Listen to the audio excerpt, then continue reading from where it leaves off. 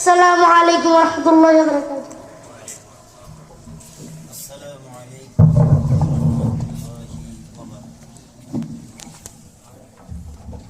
আমি আবারও সালাম দিচ্ছি। আসসালামু আলাইকুম ওয়া রাহমাতুল্লাহ।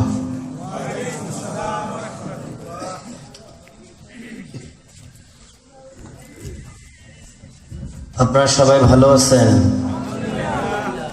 ধৈর্য আছে তো? তাই আমি আপনাদের এলাকায় নতুন।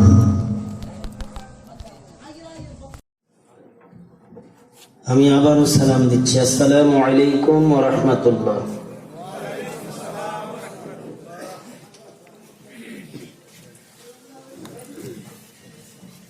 আপনারা সবাই ভালো আছেন? ধৈর্য আছে তো? তাই আমি আপনাদের এলাকায় নতুন। আপনারা কি নতুন? পুরাতন? যারা দাঁড়িয়ে আছেন আল্লাহর রাস্তে প্যান্ডেলের ভিতরে ঢুকে পড়েন। ওয়াজ যথেষ্ট হয়েছে। প্রধান মেহমান বক্তৃতা দিয়ে চলে গেছে। কয়েকদিনের পূর্বে এক একজন সুন্দর সুন্দর তেলাওয়াত সঙ্গীত উপহার দিয়েছে। তবে আমি সবচেয়ে বেশি মুগ্ধ হয়েছি সালাতুল ইশার পর একটা ছেলে সঙ্গীত পেশ করেছিল। সে কে আছে এখানে? তুমি দাঁড়াও। আলহামদুলিল্লাহ বলেন সবাই। মাশাআল্লাহ বলেন। এই যে আরেকজন কাফি, আপনাদের ইমাম সাহেবের সন্তান, তাই না? এত ছোট্ট ছেলে মঞ্চে দাঁড়িয়ে সঙ্গীত পেশ করা, এটা হিম্মতের দরকার না? আল্লাহ তাদের সিনাগুলো আরো উন্মুক্ত করে দেন, বলেন আমিন। সম্মানিত সুধীবৃন্দ, আমি আপনাদেরকে হয়তো বেশি সময় দিতে পারবো না, যদিও হাদিসে আছে আলহামদুলিল্লাহ আলা কুল্লি হাল, সকল অবস্থায় প্রশংসা হবে কার? আল্লাহ। এরপরও তো একটা দুঃখ আবেগ আছে না? শারীরিকভাবে অসুস্থ, দীর্ঘ সময় বসে থাকতে থাকতে আমার এই বাম দিকে ব্যথা হয়ে গেছে। তো যাই হোক, এরপরও আল্লাহ ভালো রেখেছেন, বলেন আলহামদুলিল্লাহ। ইন্নাল হামদালিল্লাহি নাহমাদুহু ওয়া নাস্তাঈনুহু ওয়া নাস্তাগফিরুহু ওয়া নু'মিনু বিহি ওয়া নাতাওয়াক্কালু আলাইহি ওয়া নাউযু বিল্লাহি মিন শুরুরি আনফুসিনা ওয়া মিন সাইয়্যাতি আ'মালিনা।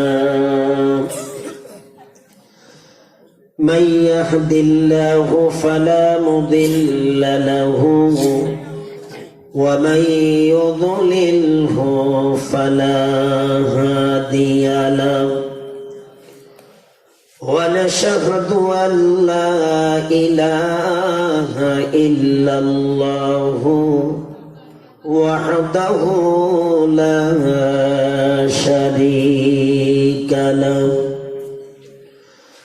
ونشهد أن سيدنا وسندنا وحبيبنا وحبيب ربنا وطبيبنا وطبيب قلوبنا وأولانا ومولانا محمد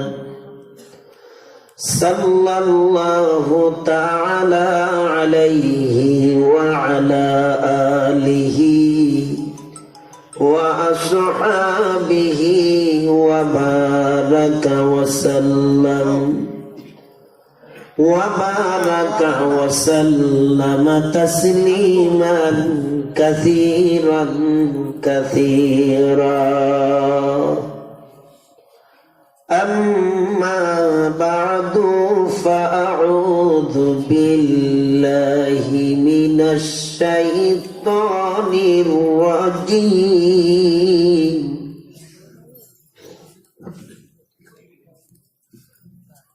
বালিশ লাগে পিছনে। বিসমিল্লাহির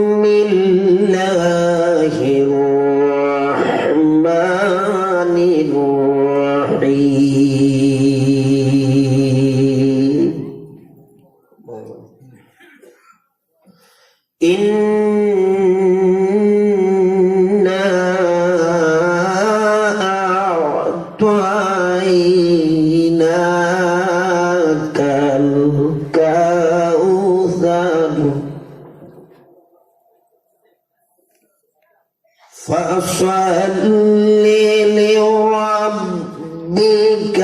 وانحر إن شانئك هو الأبتر। আমার ভাইয়ের, আমি আপনাদেরকে একটু কষ্ট দেব, কষ্টটা স্বীকার করতে হবে কার জন্য? আল্লাহর জন্য। জবাব দেন। আমার তেলাওয়াতকৃত আয়াতটা যেখানে ওয়াকফ হবে, শেষ হবে, ইমানের বলে বলিয়ান হয়ে উচ্চ ভাষায় একটা আওয়াজ দিতে হবে, আল্লাহু আকবার বলে। কে কে পারবেন না হাত তোলেন। সবাই পারবেন ইনশাআল্লাহ। وقال تعالى ولقد ذرأنا لجهنم। ওয়াদা খেলাফ করেছেন আপনারা, অনেকে মুখ বন্ধ করে রেখেছেন। বিসমিল্লাহির রহমানির রহিম।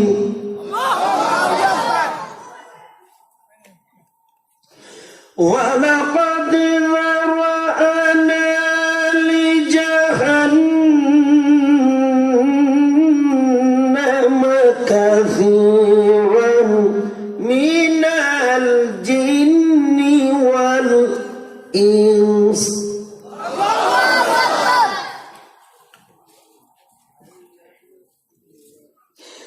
من الجن والإنس لهم قلوب لا يفقهون بها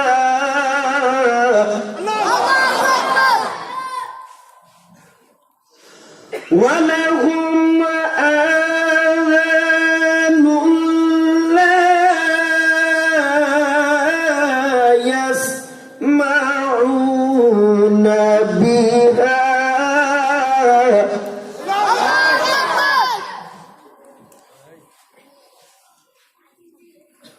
ولهم أعين لا يبصرون بها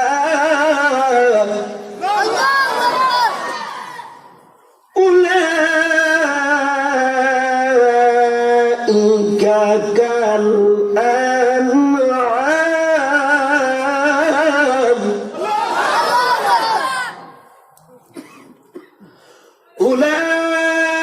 أولئك كالأنعام بل هم أضل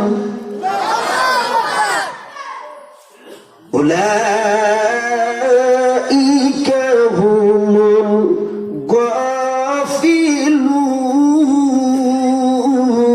الغافلون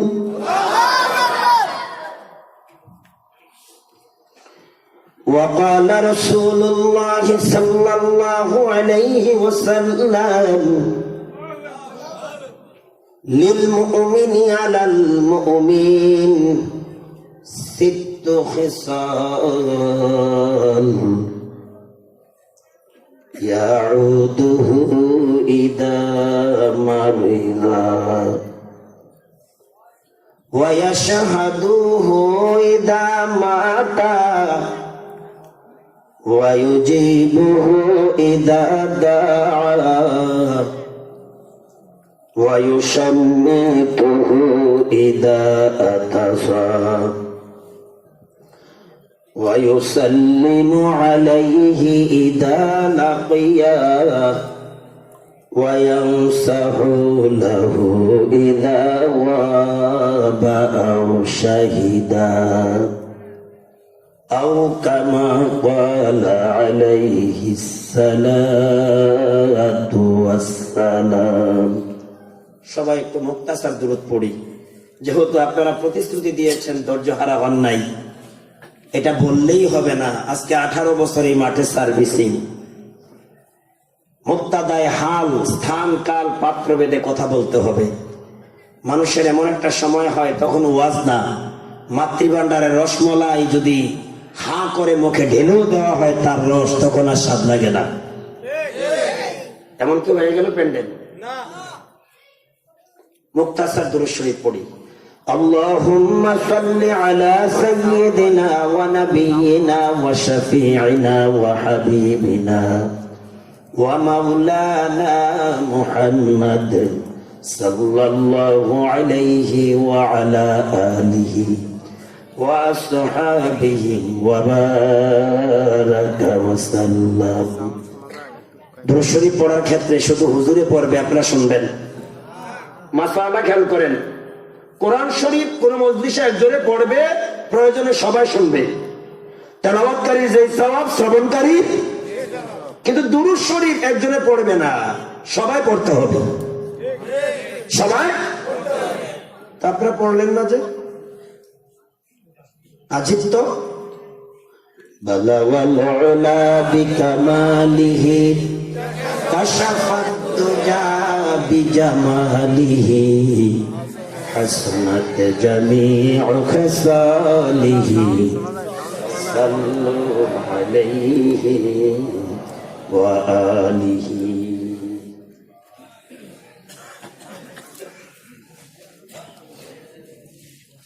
নতুন বাজার ব্যবসায়ী যুব সমাজের উদ্যোগে চতুর্থ তাফসীরুল কোরআন মাহফিল, যুব সমাজ, ব্যবসায়ী, এলাকাবাসীর উদ্যোগে এই আয়োজনের সম্মানিত সভাপতি,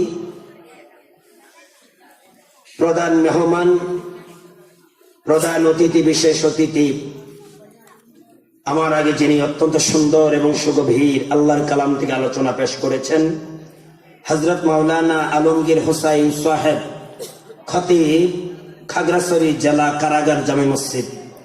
এর আগে যিনি কথা বলেছেন হযরত মাওলানা মুফতি সানাউল্লাহ মাহমুদ সানি সাহেব, পরিচালক আপনাদের মসজিদের সম্মানিত ইমাম ও খতিব, মঞ্চে আমার পাশে বসা, যার মাধ্যমে আপনারা আমাকে পেয়েছেন, জনাব আবুল কালাম মেম্বার সাহেব, উলামা, তুলাবা, ফুজালা, রাকিন, সাজিদিন, জাকিরিন, শাকিরিন, এই গভীর রাত্র পর্যন্ত আল্লাহর কালাম শোনার জন্য যারা আরাম আয়েশকে অপেক্ষা করে কোরআনের অতন্ত্র প্রহরীর ভূমিকা পালন করে অত্যন্ত ধৈর্য সহকারে বসে আছেন, পাশে বসে আছেন এলাকার গণ্যমান্য সুনামধন্য ব্যক্তিবর্গ, এই মাহফিলের আয়োজন করতে যেয়ে যারা শারীরিক, আর্থিক, মানসিক ভাবে কষ্ট পরিশ্রম করেছেন, সকলের প্রতি রইল আন্তরিক অভিনন্দন এবং মোবারকবাদ।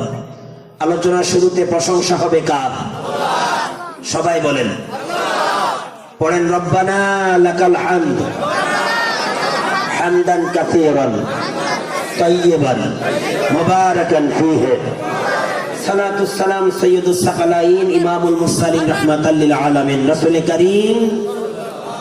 আপনার স্মরণ করি দেশের জন্য, ভাষার জন্য। আজকে তো 21শে ফেব্রুয়ারি গিয়েছে, কি বলে, লাল সবুজের পতাকা অঙ্কনের জন্য, একটি স্বাধীন দেশ প্রতিষ্ঠার জন্য যে সকল আল্লাহর বান্দা, ইমানদার, মুমিনেরা জীবন দিয়েছেন, এবং ভাষার অধিকার প্রতিষ্ঠার জন্য 1952 সালে রফিকুল ইসলাম, আব্দুল সাব্বার, আব্দুল সালাম, বারাকাত সহ যারা ভাষার অধিকার প্রতিষ্ঠিত করে তাজা রক্ত বিলিয়ে দিয়েছেন, আল্লাহ তাদেরকে শাহাদাতের পূর্ণাঙ্গ মর্যাদা দান করেন।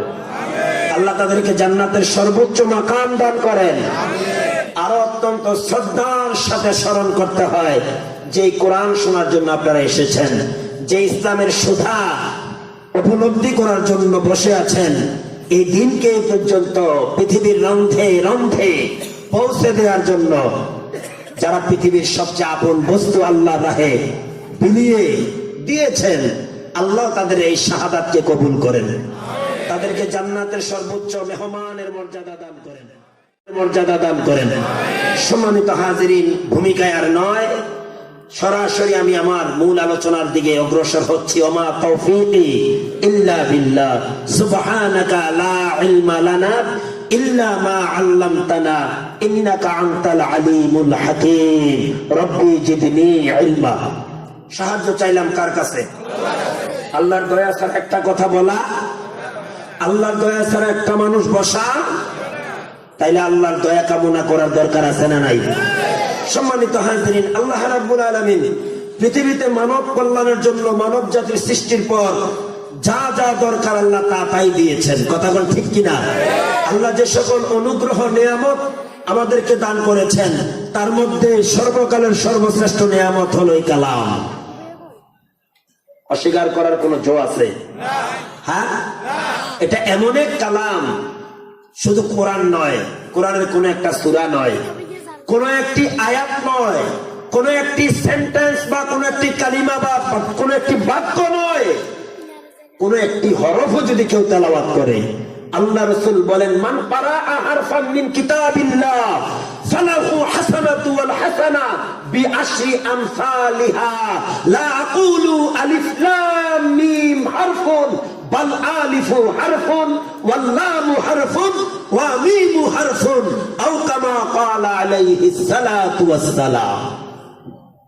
পয়গম্বর বলেন, কোরআন নয়, কোন সূরা নয়, কোন আয়াত নয়, কোন বাক্য নয়, এই কালামের কোন একটি হরফও যদি কেউ তেলাওয়াত করে, বলেন তেলাওয়াত, ফালাহু আশরু, একের বদৌলতে 10টি নেক। আল্লাহু আকবার বলেন, আরো জোরে বলেন। আল্লাহ নবী বলেন, আলিফ লাম মিম হারফুন, আমি আলিফ লাম মিম বলি নাই, বাল আলিফু হারফুন, আলিফ একটি হরফ, ওয়াল লামু হারফুন, লাম একটি হরফ, ওয়া মিমু হারফুন, মিম একটি হরফ। এক একটা হরফের তেলাওয়াতের বরকতে আল্লাহ পাক 10টি নেক তাকে দান করবে। তবে এখানে একটা শর্ত আছে, শর্ত হলো পবিত্রতা সহকারে। কি সহকারে? অত্যন্ত সূক্ষ্ম মেধা, ব্রেন, হৃদয়কে উর্বর করে শোনা লাগবে। যদি আপনি উর্বর করে শোনেন, রাত্র 11টা কেন, সারা রাত চলে যাবে, কোরআন শুনে আপনারা তৃপ্তি মিটবে না। আর যদি আপনি উঠা বসা করেন, তাহলে মনে করবে আপনার মন প্রস্তুত, আপনার দিল প্রস্তুত। তাইলে কোরআন আল্লাহর নিয়ামত না কিয়ামত? কোরআন শুধু মুসলমানের জন্য না গোটা মানব জাতির জন্য? জোরে বল সুবহানাল্লাহ। এটা এমন এক কিতাব, রাসূল বলেছেন, তারাকতু ফীকুম আমরাইন, তোমাদের মাঝে আমি 2টি বস্তু রেখে যাই, যদি তোমরা 2টি বস্তুর উপর লাজিম থাকো, অ্যাক্টিভ থাকো, একুরেট থাকো, প্রতিষ্ঠিত থাকো, লান তাদিল্লু, তোমরা কখনো পথ হারা গুমরাহি হবে না। সে 2টি বস্তু কি? কিতাব আল্লাহ, একটা হলো আল্লাহর কোরআন, একটা কি? ওয়া সুন্নাত রাসূলি, দ্বিতীয়টা হলো রাসূলের সুন্নাত। আমার ভাইয়ের, আমি কষ্ট পাবো যদি আপনারা উঠা বসা করেন, কারণ আমাকে মেম্বার সাহেব 9:30 মাইক দেওয়ার কথা ছিল। আমি দেখেছি আমার পূর্বের বক্তা, যিনি বিশেষ বক্তা, আজকে আপনাদের এখানে বিশেষ, অন্য জায়গায় প্রদানও হয়, স্থানকাল পাত্রতা হয় না। আমি আপনাদের মেহমান, আপনি যখন আমার এখানে যাবেন তখন আমি মেজবান, আপনি আমার মেহমান। অনেক আমাদের শিকার কিন্তু বাকি আছে। আমি দেখতে পেলাম বিশেষ বক্তার ওয়াইজ যখন দেখি শেষ হচ্ছে না, সাথে সাথে আমি ওনাকে আধা ঘন্টা ছেড়ে দিলাম। এখন তো এক মুসলমান আরেক মুসলমানকে সম্মান করতে জানে না, বরং ক্রিটিসাইজ করা জানে, রং করা জানে। কথা বল ঠিক কিনা? আমার কথা বুঝতেছেন আপনারা? তো বলছেন, একটা হলো কিতাব আল্লাহ, আল্লাহর কোরআন, দ্বিতীয়টা হলো সুন্নাতা রাসূলি, রাসূলের আদর্শ। এখন যদি আমরা হাকিকাতান দেখতে যাই, রাসূলের আদর্শও কিন্তু আল্লাহর কোরআন। সুবহানাল্লাহ বলবেন না? রাসূলের ওফাতের পরে প্রতিটা কথার পিছনে কিন্তু দলিল লাগবে, ঠিক কিনা জোরে বলেন? আল্লাহর নবীর ওফাতের পর উম্মুল মুমিনিন মুহাদ্দিসা সাইয়্যিদানা হযরত আয়েশা সিদ্দিকা রাদিয়াল্লাহু তাআলা আনহার খেদমতে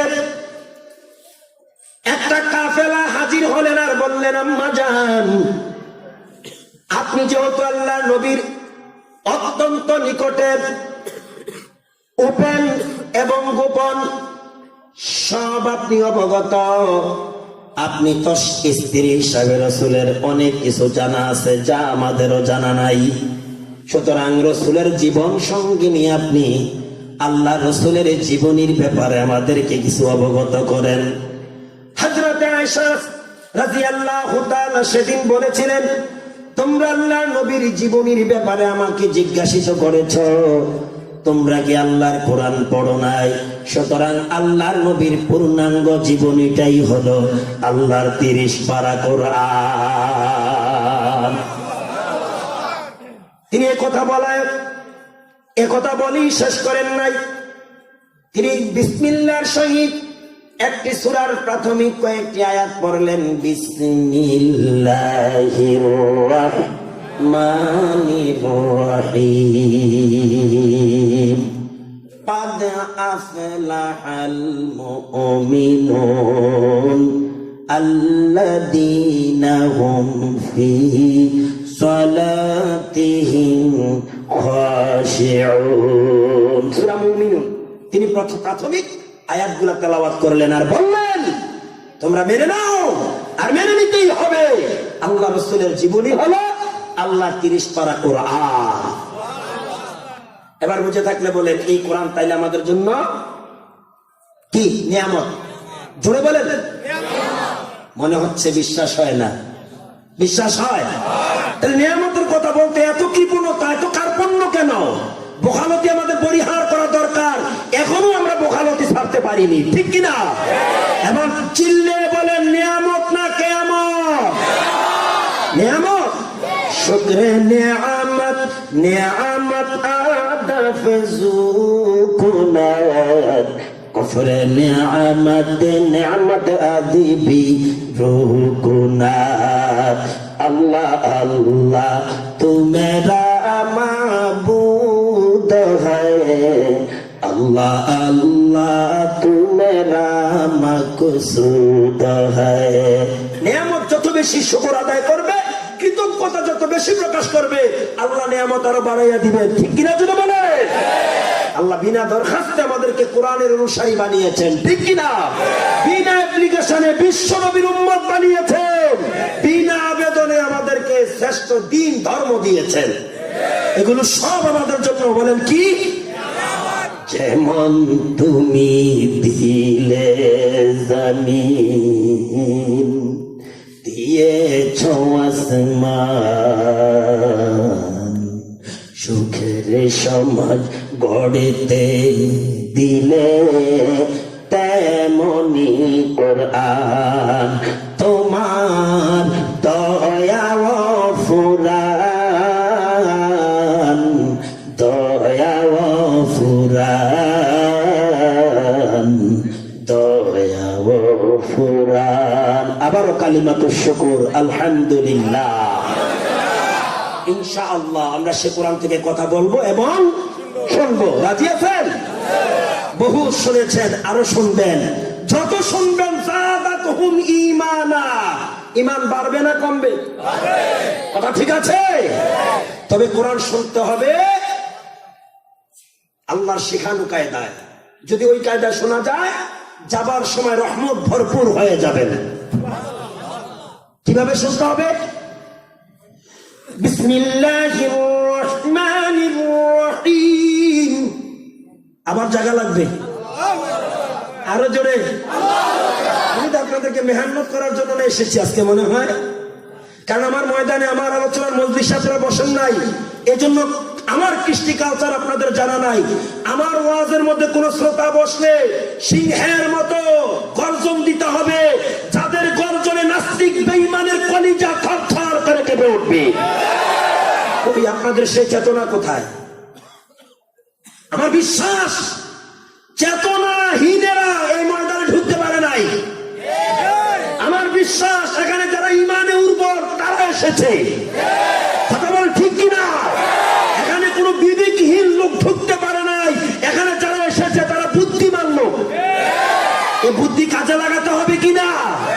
আমাদের মধ্যে মেজরিটি পার্সেন্ট মুসলমান ইদানিং আমাদের বুদ্ধি কোরআন ও হাদিস ইসলামের বিরুদ্ধে কাটায় এবং খাটায়। যেরকম ঠিক কিনা?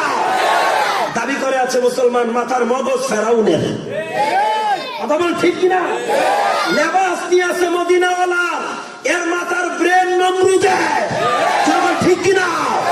আমরা নমরুদের অনুসারী না, আমরা ওমর ইবনুল খাত্তাবের অনুসারী, আমরা খাব্বাব খুবাইবের অনুসারী, বিল্লালের অনুসারী, তাইলে এত দুর্বল কেন? এত দুর্বল কেন? আমি আবার চ্যালেঞ্জ ছুড়ে দিয়েছি, এখানে কোন দুর্বল মুসলমান ঢুকতে পারে নাই। আর যদি কোন দুর্বল মুসলমান ইমানে দুর্বল ঢুকে থাকো, কোরআন শোনো, আল্লাহর ইমান তোমার সবল করে দেবে। কথা বল ঠিক কিনা? আবার প্রস্তুত হতে হবে, একটা মানুষও জবান বন্ধ রাখতে পারবেন না। যদি ভুল ত্রুটি হয় আগে মাপ চেয়ে নিচ্ছি, যেহেতু আমি এলাকায় নতুন, হয়তো আপনাদের চাহিদা মোতাবেক কথা বলতে সম্ভব, যদি আল্লাহ দয়া করে সম্ভব হতে পারে। অসম্ভবকে সম্ভব করে দিতে পারেন কেউ? আল্লাহ যা ইচ্ছা তাই করতে পারেন, ঠিক কিনা? আবার প্রস্তুত হন। কোরআন কিভাবে শোনা লাগবে? কেন আজকে কোরআনের মাহফিলে গেলে আমাদের পরিবর্তন হয় না? এখানে আমাদের এই বিষয়টা আগে দেখতে হবে। জোরে কোন কোরআন যদি ওই কায়দায় ওই তবিয়তে না শোনা যায়, বসে থেকে কোনো লাভ? কে বলছে লাভ না? এখানে বসে থাকলেও লাভ। আপাতত যতক্ষণ বসে থাকবেন কোনো গুনাহ লাভ নাই। কে বলছে? আমি যা বললাম আপনারা তাই মেনে নিলেন। এখন আর আগের দিন নাই। আমার পূর্বের ওয়াইজিন বইলা গেছে, বর্তমান আধুনিক বাংলাদেশ কিচ্ছা কাহিনীর নয়, বর্তমানের বাংলাদেশ কোরআন হাদিসের দেশ। ঠিক কিনা? এখন আর পাবলিক আগের মতো নাই, হেমিলনের বাসিওয়ালার মতো বাসি বাজবে আর সুর শুনে দৌড়াবো, তার হবে। বিসমিল্লাহির রহমানির রহিম। এই তো মোটামুটি হয়ে গেছে, আরো বাকি আছে। বিসমিল্লাহির রহমানির রহিম। وإذا قرئ القرآن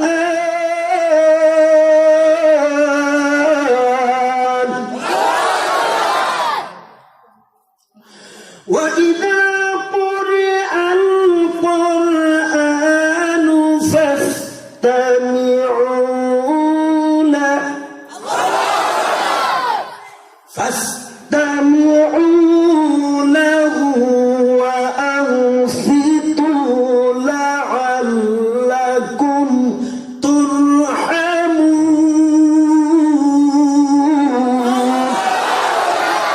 আল্লাহ রাব্বুল আলামিন বলেন, যখন তোমাদের মাঝে কোরআনের আলোচনা হয়, কোরআন তেলাওয়াত হয়, ফাস্তামিউ, তোমরা শোনো। কানাকানি নাই, গুতাগুতি নাই, ঠিক কিনা? ফাস্তামিউ, তোমরা শোনো। এটা সভা বহু বছর, সবাই শোনো।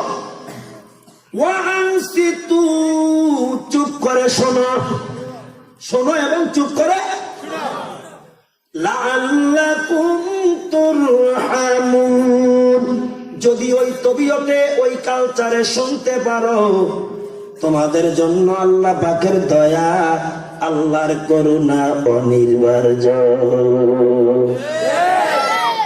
আমার ভাইরা, সেই কোরআন থেকে আপনাদের খেদমতে ছোট্ট একটা সূরা, কোরআনের 108 নম্বরের সূরা, সূরাতুল কাউসার।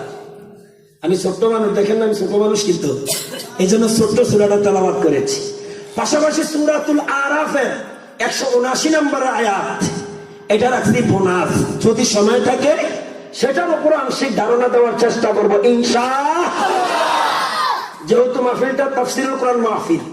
আরেকটা কথা মনে রাখবেন, বাংলাদেশে যত ওয়াজ মাহফিল, যত নসিহত হয়, সকল মাহফিলের শ্রেষ্ঠ হলো কোরআনের মাহফিল। বলেন কোন মাহফিল? তাফসীরুল কোরআন। সন্দেহ আছে? আপনি যদিও সন্দেহ করেন, আপনারা কেউ যদি সন্দেহ করেন, শয়তানও সন্দেহ করে না। কথা বলে ঠিক কিনা? কারণ কোরআনের আওয়াজ শুনলে শয়তানও দৌড়ায়। বলেন ঠিক না? ঠিক। আজকে সেই কোরআনের তাফসীরের মাহফিল বন্ধ করে দেওয়ার জন্য মানুষ রূপী শয়তানের চেষ্টাও আছে। ঠিক না? ঠিক। আমার ভাইয়েরা, বন্ধুরা, কোরআনুল কারীমের 108 নম্বরের সূরা সূরাতুল কাউসার, 3টি আয়াত, 10টি বাক্য, 42টা হরফ। মুফাসসিরিনে কেরাম কেউ কেউ বলেছেন সূরাটা মাক্কি, কেউ বলেছেন সূরাটা মাদানী।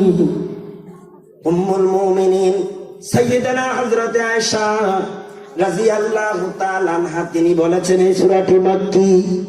হযরত মুজাহিদ, কাতাদা, ইকরামা রাহিমাহুমুল্লাহু তাআলা এদের মতে আবার এই সূরাটি মাদানী। আর তাদের এই মতটা যোগশ্রেষ্ঠ মুহাক্কিক আলেম আল্লামা জালালউদ্দিন সুয়ুতী রাহমাতুল্লাহি আলাইহি সাপোর্ট দিয়েছেন এবং এই প্রসঙ্গে হযরত আনাস বিন মালিক রাদিয়াল্লাহু তাআলার একটি হাদিস উদ্ধৃতি দিয়েছেন, রেফারেন্স দিয়েছেন। বলে কিভাবে দিয়েছেন? হযরতে আনাস রাদিয়াল্লাহু তাআলা বলেন, ও পৃথিবীর মানুষ, এই সূরাটা যখন আল্লাহর নবীর উপর অবতীর্ণ হয় তখন আমরা নবীজির সাথে আলহামদুলিল্লাহ, আল্লাহর নবী তখন মদিনায় অবস্থানরত, তিনি তন্দ্রামগ্ন ছিলেন। হঠাৎ করে তন্দ্রা থেকে জেগে উঠে বলে, আনাস রে, এই মুহূর্তে জিবরাইল আমার কাছে একটা সূরা নিয়ে এসেছে, যে সূরার মধ্যে আয়াত মাত্র জোরে বলেন। সুতরাং আল্লাহর নবী বিসমিল্লাহর সহিত এই সূরাটা তেলাওয়াত শুরু করলেন। আমি করব আবার ঠিক আছে ইনশাআল্লাহ। বিসমিল্লাহির রহমানির রহিম।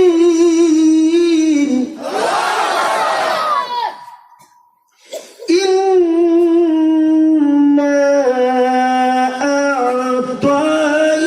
আ'তাইনাকাল কাউসার ফাসাল্লি লিরাব্বিকা ওয়ানহার ইন্না শানিআকা হুয়াল আবতার। কিন্তু হযরত আয়েশা সিদ্দিকা রাদিয়াল্লাহু তাআলা আনহা তিনি বলেছেন এই সূরাটি মাক্কি। এই ব্যাপার আমার কাছ থেকে 100 গ্যারান্টি আছে। আর তিনার এই মতটা যুগের সকল মুফাসসিরিনে কেরাম এক সুরে মেনে নিয়েছেন। মুফাসসিরিনে কেরাম এক বাক্যে মেনে নিয়েছেন, যদিও কেউ কেউ বলছে সূরাটি মাদানী। আসেন আবার এই সূরাটি কখন নাজিল হয়েছে, কোন পরিস্থিতিতে নাজিল হয়েছে, কোন প্রেক্ষাপটে নাজিল হয়েছে, শানে নজুলের দিকে খেয়াল করলে আপনারাও পরিষ্কার হয়ে যাবেন। বলবো শানে নজুলের দিকে যদি আমরা তাকাই, রাইসুল মুফাসসিরিন হযরত ইবনে আব্বাস রাদিয়াল্লাহু তাআলার একটা মত তিনি উদ্ধৃতি দিয়েছেন। মদিনার ইহুদি সরদার কাব ইবনে আশরাফ তিনি যখন মক্কায় পদার্পণ করলেন, মদিনার আশরাফ তিনি যখন মক্কায় আগমন করলেন, তৎকালীন যুগে মক্কার নেতারা আবু জাহাল, আবু লাহাব, উমাইয়া ইবনে খালদ, কুসাই ইবনে কিলাব, আস ইবনে ওয়াইল, উকবা, শায়বা, ওয়ালিদ ইবনুল মুগীরা, উমাইয়া ইবনে খালদ, শুনছেননি তাদের নাম? এরা খুব ভদ্রলোক ছিল না? ইসলামের ঘোর বিরোধী ছিল, বিশ্ব নবীর প্রতিপক্ষ ছিল। জনগণ ঠিক কিনা? তারা কাব ইবনে আশরাফের কাছে আমার নবীকে হীনতা, ছোটতা, নীচতা করে পরিচয় পেশ করলেন। ও মদিনার সরদার, আপনি কি আমাদের সেই লোকটাকে চিনেন, যেই লোকটা নিজেকে নবী বলে দাবি করে, রিসালাতের দাবিদার? সে নাকি আমাদের চেয়ে অনেক বড় দামি, অথচ আমাদের ইশারা ইঙ্গিতে আরব ভূখণ্ড পরিচালিত হয়। আমরাই বাইতুল্লাহর খাদেম, আমরাই হাজীদের খেদমত করে থাকি।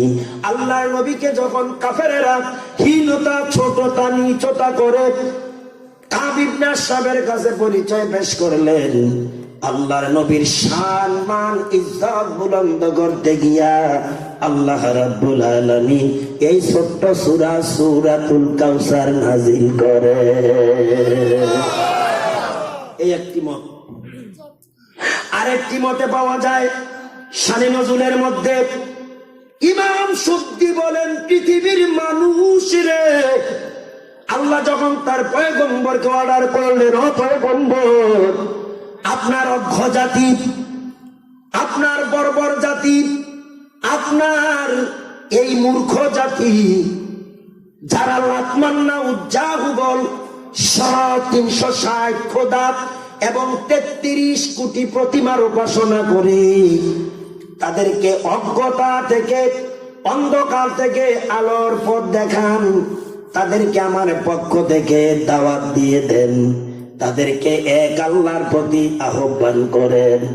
আল্লাহর নবী যখন আল্লাহর পক্ষ থেকে নির্দেশ করতে হলেন, তখন আল্লাহর নবী অজ্ঞ জাতিকে অন্ধকার থেকে মুক্তি দেখাবার জন্য, আলোর পথ দেখাবার জন্য ডাক দিলেন, ইয়া আইয়ুহান নাস, ও আরব মন্ডল, আরব জাতি, কুলু লা ইলাহা ইল্লাল্লাহু তুফলিহুন, তোমরা এক আল্লাহর প্রতি ঈমান আনো, যিনি ছাড়া কোনো মাবুদ, যিনি ছাড়া আর কোন রব নাই। যখন নবী দিনের দাওয়াত, কালিমার দাওয়াত, ইমানের দাওয়াত দিতে শুরু করলেন, তখনই তার আল্লাহর নবীকে ব্যঙ্গ করতে লাগলেন, ইসরার করতে লাগলেন, কটাক্ষ করতে লাগলেন। তাদের দাঁত ভাঙ্গা জবাব দিতে যাইয়া আল্লাহ পাক এই ছোট্ট সূরা সূরাতুল কাউসার নাজিল করে। তাফসীর মাহফিল, সেজন্য সূরাটার মোটামুটি তাফসীর করা লাগবে, যখন ঠিক কিনা? আর একটা মত, আর একটা রেফারেন্স দিয়ে শানে নজরুলের অধ্যায় শেষ করে ফেলব। আল্লাহর নবীর সাহাবী হযরত আবু আইয়ুব আনসারী, নাম শুনছেন? গর্বিত মদিনার সূর্য সন্তান, যেরকম সুবহানাল্লাহ, ভাগ্যবান ব্যক্তি। নবী যে ইসলামের দাওয়াত, কালিমার দাওয়াত, ইমানের দাওয়াত, কোরআনের দাওয়াত দেওয়ার কারণে মক্কাবাসীর অত্যাচারে, নির্যাতনে, নিষ্পেষিত, অত্যাচারিত, মাজলুম হয়ে আল্লাহর অর্ডারে মক্কা থেকে হিজরত করেছিলেন কোথায়? জানা আসেনি আপনাদের? আপনারা বাড়িঘর ছাড়তে পারলেন না সেই কোরআন শোনার জন্য। নবীর উম্মত দাবি করেন, নিজের মুসলিম মুমিন পরিচয় দেন। আল্লাহর নবী মক্কা থেকে বিতাড়িত হয়ে, কাফেরদের নির্যাতন, অত্যাচার, জুলুমের শিকার হয়ে আল্লাহর অর্ডারে মক্কা থেকে যখন ইয়াসরিব হিজরত করেছিলেন, হিজরত করার পর যার বাড়ির স্থায়ী মেহমান হয়েছিলেন, কপাল, কপাল, কিসমত, নসিব, যার বাড়ির স্থায়ী মেহমান হয়েছিলেন। যদিও ইয়াসরিববাসীরা সকলেই দাবি করেছিল নবী সবার বাড়িতে যাবে, কিন্তু সম্ভব? নবী কয়জন? তখন পয়গম্বর কয়জন? কিন্তু দাবি সকলের, সকলের দাবি খণ্ডন করে দিলেন আল্লাহ, কবুল করলেন হযরত আবু আইয়ুব আনসারীর দাবি। তার মনের ইখলাস একুরেট ছিল, সেই জন্য আবু আইয়ুব আনসারী রাদিয়াল্লাহু তাআলার বাড়ির মেহমান হয়ে গেলেন। ওই হযরত আবু আইয়ুব আনসারী রাদিয়াল্লাহু তাআলা এই সূরার শানে নজুল প্রসঙ্গে একটা মত পেশ করেছেন, বলবো? তিনি বলেন, ও দুনিয়ার মানুষ, এই সূরাটা ওই অবস্থায় নাজিল হয়েছে যখন আল্লাহর নবীর সর্বশেষ ছেলে কাসেম মতান্তর ইব্রাহিম যেদিন মারা যায়। খুব খেয়াল, জীবনে বহু শুনেছেন, আবার শুনেন, চিরদিন শুনবেন, কারণ কোরআন এমন এক বস্তু, শুনবেন তৃপ্তি মিটবে না। কথা বল ঠিক কিনা? হযরত আবু আইয়ুব আনসারী রাদিয়াল্লাহু তাআলা বলেন, আল্লাহর নবীর 4 জন পুত্র সন্তান ছিলেন। কয়জন? কেউ কি বলতে পারবেন রাসূলের কন্যা সন্তান ছিল কয়জন? আমি তো হাত দিয়ে দিলাম। এক লোকে বলে বলছিল, ফ্রান্সের রাজধানী কোথায় বলতে পারিস? প্রশ্নের মধ্যেই উত্তর, অর্থাৎ ফ্রান্সের রাজধানী প্যারিস। কি? আমি তো আপনাদেরকে প্রশ্ন করার সাথে সাথে সিগন্যালও দিয়ে ফেলেছি। রাসূলের পুত্র সন্তান ছিল 4 জন, কন্যা সন্তানও টোটাল কয়জন? এবার বলতে পারবেন রাসূলের স্ত্রী ছিল কয়জন? নুন, এবার 11 জন। যদিও কেউ কেউ বলছেন 13 জন, কিন্তু 11 জনেরটাই একুরেট, অ্যাক্টিভ, সঠিক। এখানে কেন এই কথা বললাম? এই 11 জন স্ত্রীর মধ্যে এই 8টি সন্তান অন্য কোন স্ত্রীর গর্ভ থেকে ভূমিষ্ঠ হন নাই। শুধুমাত্র একজন স্ত্রীর গর্ভ থেকে ভূমিষ্ঠ হয়েছেন, তিনি হলেন রসুলের প্রথমা স্ত্রী খাদিজা। ধন্যা, গর্বিতা, বিশ্বনন্দিনী, যেই মহিলা দুনিয়াতে আল্লাহর পক্ষ থেকে সালাম পেয়েছেন। আর একটু আসতে আবেগ হারিয়ে বলছেন নাকি? আশ্চর্য কথা না? আল্লাহ সালাম দিয়েছে খাদিজারে, তাও জিবরাইলের মাধ্যমে। আরো জোরে বলেন। ওই খাদিজাতুল কুবরার গর্ভের 8টি সন্তান কে দিয়েছেন? আরো জোরে বলেন। আল্লাহর নবীর 4জন পুত্র সন্তান খাদিজাতুল কুবরা রাদিয়াল্লাহু তাআলা আনহার উদরের ইতিপূর্বে 3জন মৃত্যুবরণ করেছে। সর্বশেষ ছেলে কাসেম, মতান্তরে ইব্রাহিম। 4জন ছেলের নামও আমি আপনাদেরকে বলে দিচ্ছি: তৈয়ব, তাহের, কাসেম, ইব্রাহিম। তৈয়ব, তাহের, কাসেম, ইব্রাহিম। কাসেম, ইব্রাহিম, তৈয়ব, তাহের। তৈয়ব, তাহের, কাসেম, মতান্তর ইব্রাহিম ইতিপূর্বে মৃত্যুবরণ করেছেন নাবালেগ অবস্থায়। সর্বশেষ যেদিন কাসেম অথবা ইব্রাহিম মারা যায়, নবীজি অত্যন্ত দুর্বল, পুত্র হারা ব্যথায় ব্যথিত। ছেলে মারা গেলে বাবা কষ্ট পায়নি? আপনারা কিভাবে বুঝবেন? এই যুবকেরা, তোমরা বিয়ে করছো তো তোমার ছেলে মারার বিপদ তুমি কিভাবে বুঝবা? আবেগে বলছো না? কারণ যেই বাবার ছেলে মারা গেছে সে বুঝে ছেলের ব্যথা। যে ব্যক্তি মা হারিয়ে ছড়ে সে জানে মা হারানো। মায়ের শূন্যতা পূরণ করতে পারে কেউ? ছেলের শূন্যতা? যদিও বাতিজা বলে, চাচা ভয় নাই, আপনার ছেলে।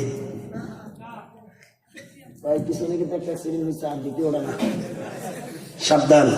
এই জন্য এই দুর্ঘটনা থেকে বাঁচাবার জন্য আলেম ওলামারা হিকমত করে স্টেজে শুধু একটা চেয়ার রাখে, আর পুরো স্টেজটাই খোলা রাখে, মানুষ যাতে শান্তি মতন বসতে পারে। মুসলমান ইমানদার, কাসেম বা ইব্রাহিম যেদিন মারা যায়, এইটাই নবীর সর্বশেষ ছেলে।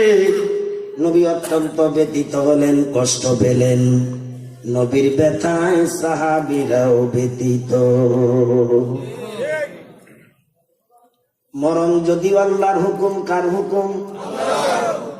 এরপরও তো সন্তান। এরপরও নবী এত ভারাক্রান্ত, ব্যথিত, বিচলিত হয়েছিলেন। নবীর ব্যথায় সাহাবীরাও বিচলিত হয়ে পড়েছিলেন। এই গোল্ডেন চান্সটা, সুযোগটা নিলেন কাফের কুলাঙ্গার দাম্ভিকেরা।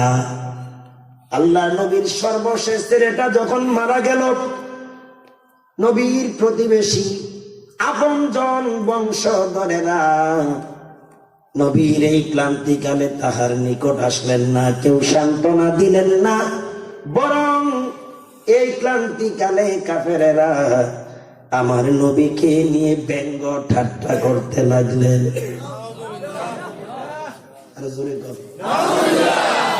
বিশেষ করে কাফের নেতা আস ইবনে ওয়াইল, তাফসীর মাযহারিতে, রুহুল মায়ানিতে ইবনে কাসির এসেছে আস ইবনে ওয়াইল। আস ইবনে ওয়াইল নামক একজন দুষ্ট, দুরাচার, ধাম্বিক, কাফের, কুলাঙ্গার। তিনি যখন দেখলেন সাধারণ মানুষ এক জায়গায় জমাট হয়ে, জড়ো হয়ে যেন তারা কি আলোচনা করছে, আস ইবনে ওয়াইল বলে, ও মক্কার পাবলিক, তোমরা এখানে কেন জড়ো হয়ে আছো? তোমরা কি কোনো খোঁজ খবর রাখো? বলে কি, আব্দুল্লাহর পোলা মুহাম্মদ নির্বংশ হয়ে গেছে। এখানে প্রতিটা মানুষ কিন্তু সতর্ক, আমি জানি। সতর্কতার সহিত আওয়াজ দেন নাউজুবিল্লাহ। আরো জোরে। আব্দুল্লাহর পোলা মুহাম্মদ নির্বংশ, লেজ কাটা, শিকড়ে কাটা। আব্দুল্লাহর পোলা মুহাম্মদ আবতার। আত্মার শব্দের অর্থ নির্বংশ, লেজ কাটা, শেকড় কাটা। সুতরাং মুহাম্মদের ব্যাপারে তোমরা আলোচনা করে সময় নষ্ট করিও না, যার কারণে ফিন্নি খায় মোল্লা চিনস না। মুহাম্মাদেরা খোদার পয়দা না করতে, জমিন আসমা পয়দা না করতে।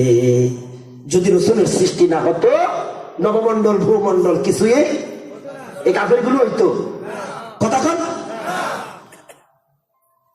যে রাসূলের সৃষ্টি না হলে কুলাঙ্গারেরও হইতো না। সেই রাসূলকে, রাসূলের ক্রান্তিকালে তারা কটাক্ষ করে, ইসলাম করে, টিটকারি করে, মুহাম্মদ নির্বংশ, লেজ কাটা, শেকড় কাটা। তোমরা মুহাম্মদের ব্যাপারে আলোচনা করে সময় নষ্ট করিও না, কারণ মুহাম্মদ মরে যাওয়ার পর মুহাম্মদের নামগন্ধ থাকবে না, কারণ মুহাম্মদের সর্বশেষ পোলাটাও মারা গেছে। আল্লাহ নবী এত কষ্ট পাইলেন তাদের ব্যবহারে, এত ব্যতীত হইলেন যেন কাটা গায়ে লবণ, যেন কাটা গায়ে মরিচের ফোঁটা, লবণের ছিটা, তার চেয়ে আরো বেশি ব্যতীত। নবীর ব্যথায় সাহাবীরা অত্যন্ত বিচলিত। নবীর মনে ব্যথা, নবীর মনে কষ্ট, আল্লাহ কি মেনে নিবেন?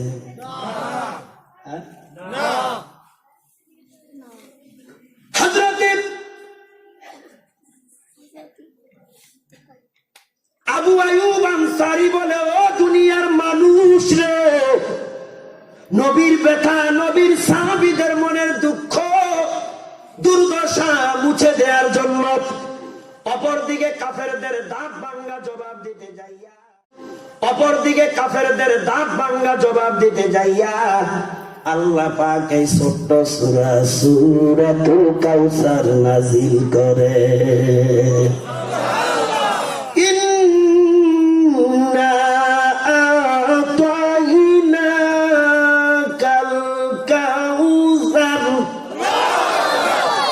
নবী আপনি ভীতু হবেন না, বিচলিত হবেন না, কাফেরদের কোনো কথা আপনি পরোয়া করবেন না।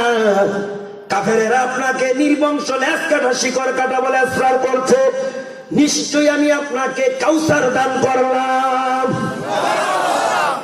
এমন সময় যখন নবীর একে একে 4টা সন্তান চলে গেছে, এবং কাফেরেরা আফতার বলে রাসূলকে ব্যঙ্গ করছে।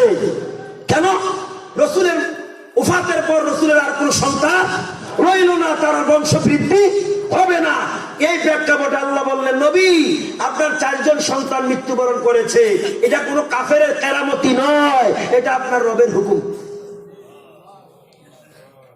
কারো কারো বুঝুন কি আছে এখানে? ওয়ামা কানা লিনাফসিন আন তামুতা ইল্লা বিইযনিল্লাহি কিতাবাম মুআজ্জালা। আল্লাহর হুকুম ছাড়া কারো মরণ, তাই প্রতিটা প্রাণীর মরণের নির্ধারিত সময় আছে না নাই? যখন কেউ ওই সময় উপনীত হবে তখনই তার মরণ হবে। 1 সেকেন্ড আগেও হবে না, পরেও হবে। ও নবী, আপনার সন্তান মৃত্যুবরণ করেছে, আপনার রবের অর্ডার, আপনার রবের হুকুম, এতে কাফেরদের কোনো কেরামতি উল্লাসের কিছুই নাই। যখন তারা আপনাকে ব্যঙ্গ করেছে, ঠিক তখনই আপনাকে আমি নিউজটুকুন দিলাম, মেসেজটুকুন দিয়ে দিলাম, নিশ্চয় আমি আপনাকে কাউসার দান করলাম। ফাসাল্লি লিরাব্বিকা ওয়ানহার। আপনার কর্মসূচি হলো, আপনার আন্দোলন হলো, আপনার ডিসিপ্লিন হলো, আপনার প্রভুর পক্ষ থেকে নির্দেশ হলো আপনি নামাজ প্রতিষ্ঠা করেন। ফাসাল্লি লিরাব্বিক, আপনার রবের উদ্দেশ্যে আপনি নামাজ আদায় করেন। জোরে বলুন সুবহানাল্লাহ। অর্ডার কার অর্ডার?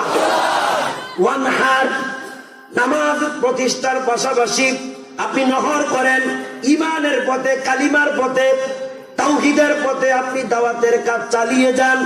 এই দাওয়াতের কাজ চালাইতে যায় যত কষ্ট, যত পরিশ্রম, যত প্রতিকূলতা প্রতিবন্ধকতা আছে আপনি এই প্রচেষ্টা অব্যাহত রাখেন। নির্দেশটা কার?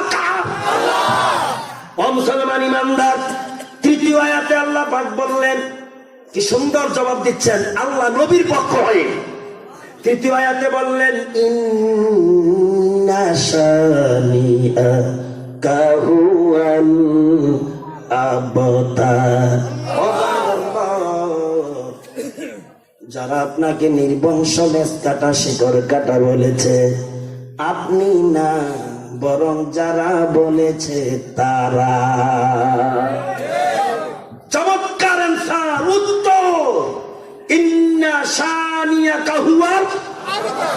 আপনাকে যারা নির্বংশ লেজ কাটা শিকড় কাটা বলেছে, আপনি না বরং তারা, আবু জাহেলরা। ঠিক কিনা? আপনার 4 জন ছেলে মৃত্যুবরণ করেছে, শুধু 4 জন নয়, 400 নয়, 4000 নয়, 4 লক্ষ নয়, 4 কোটি নয়, কিয়ামত কায়েম হওয়ার আগ পর্যন্ত crore crore million billion trillion অসংখ্য আপনার অনুসারীরা থাকবে, আপনার রুহানি সন্তানেরা থাকবে। কিন্তু যারা আপনাকে লেজ কাটা শিকড় কাটা নির্বংশ বলেছে, তারাও থাকবে না, তাদের বংশ খুঁজে পাওয়া যাবে না। আবু জাহেল এরকম নাম আমরা গো এই ফটিকছড়িতে আছে নাই?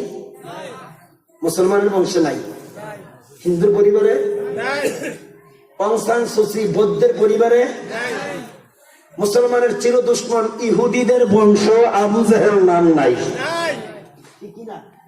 বরং যদি মুসলমানের সন্তান হইয়াও, মুসলমান হইয়াও কোন মন্দ কাজ করে, আরেক মুসলমান তাকে অভিসম্মান দেয়, তুই মানুষ না আবু জাহেল রে। কথা বল ঠিক কিনা?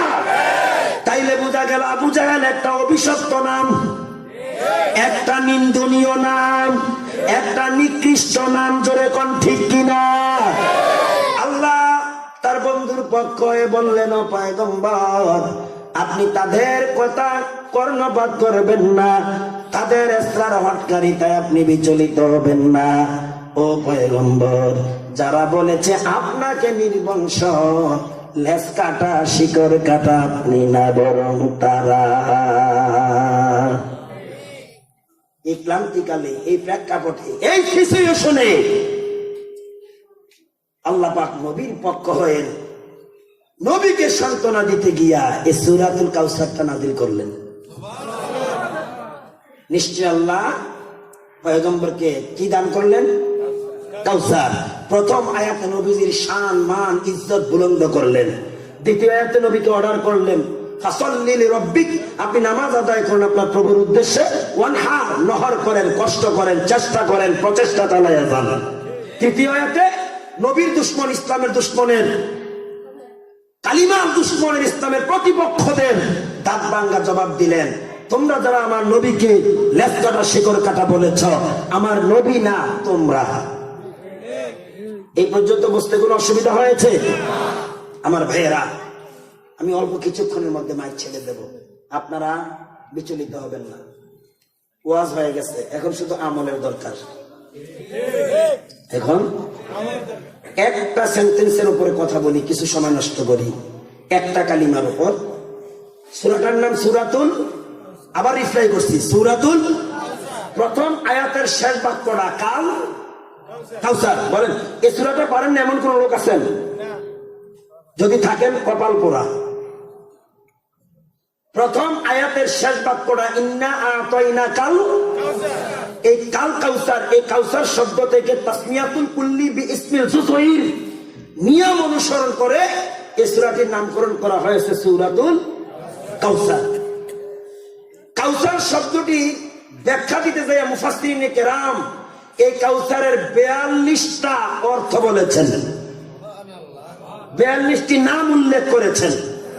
এর মধ্যে যুগশ্রেষ্ঠ মুহাক্কিক আলেম শাহ ওয়ালিউল্লাহ মুহাদ্দিসি দেহলভী রাহমাতুল্লাহি আলাইহি তিনি বলেছেন, কাউসার, যে কাউসার রাসূলকে দান করলেন, কাউসারের একটি নাম, কাউসারের অপর নাম আল্লাহ 30 পারা কোরআন।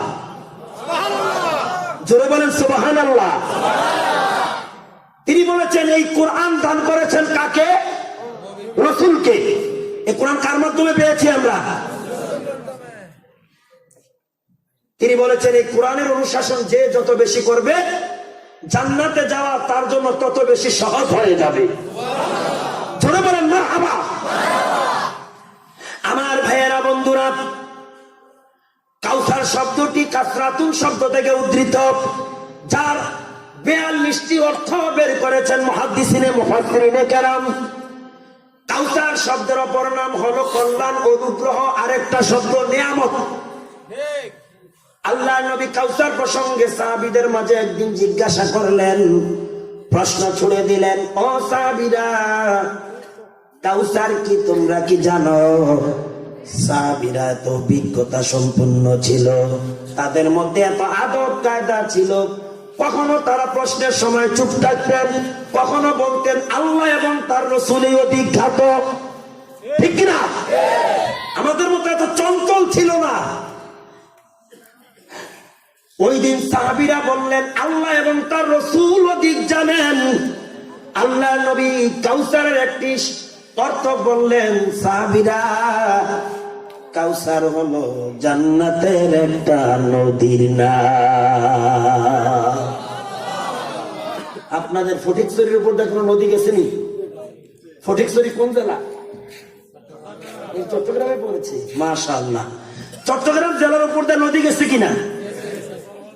বড় বড় নদী, দক্ষিণে বঙ্গোপসাগর। ঠিক কিনা? এটা এই নদী না। চট্টগ্রামের উপর দিয়ে গিয়েছে কর্ণফুলী, দক্ষিণে বঙ্গোপসাগর মেঘনার আংশিক।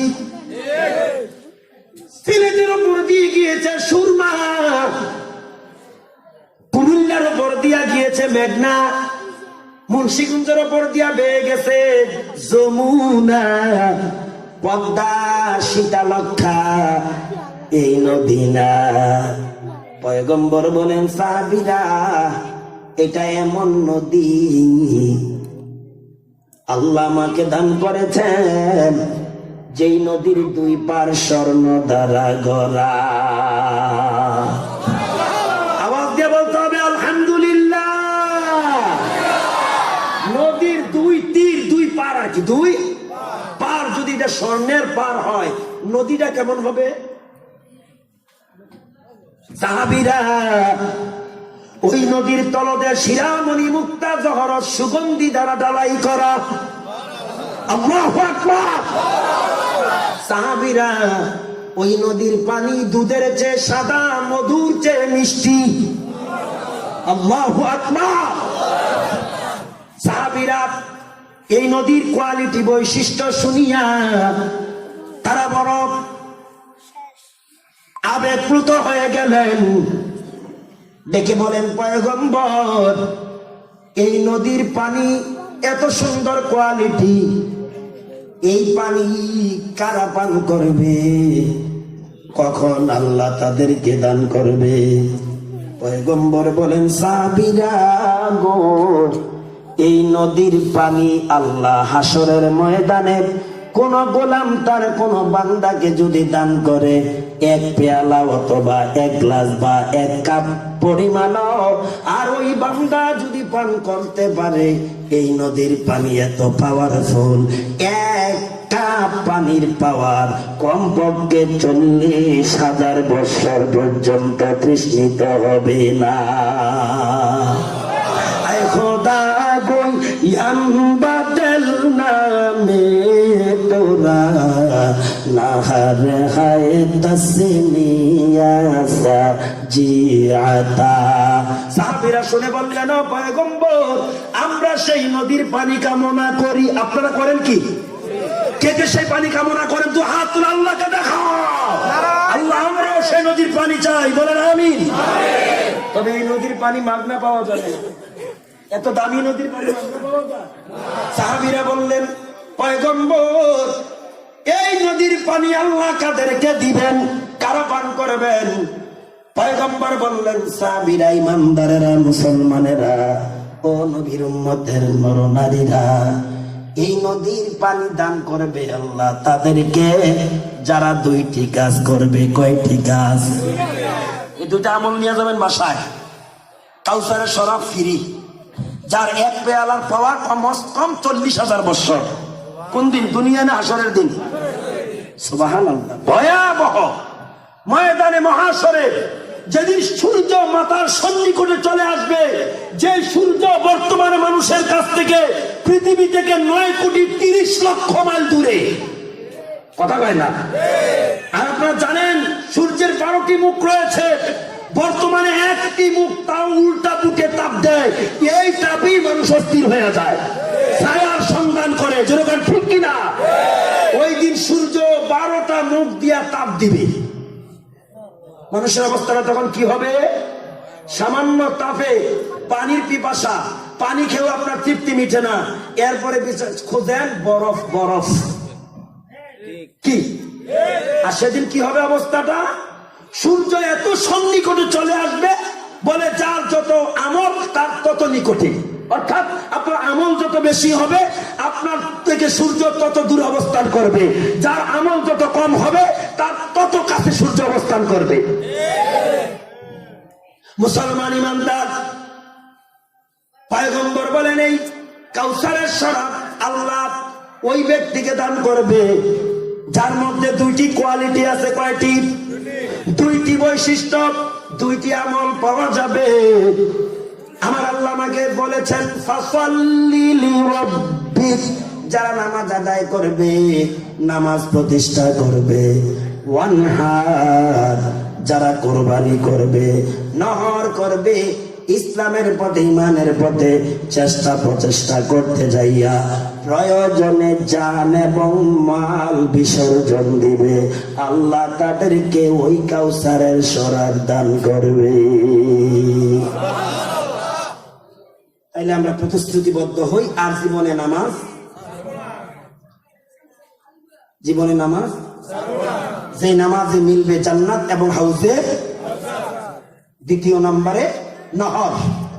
নহর এটা আরবি শব্দ, যার অর্থ ত্যাগ, তিতিজ্ঞা, কষ্ট, প্রচেষ্টা, চেষ্টা। ভালো করে খেয়াল করেন, নহর শব্দের সহজ যেটা ভাষা আমরা চিনি, অর্থ যেটা বুঝি কোরবানি। কি? এখন যদি কেউ বলেন হুজুর এই ব্যাপারে ওয়াজ করা লাগবে না, আমরা তো কোরবানি করি। আপনারা করেন না কোরবানি? কোন মাসে? জিলহজের 10 তারিখে। সেটা সুন্নতে ইব্রাহিম।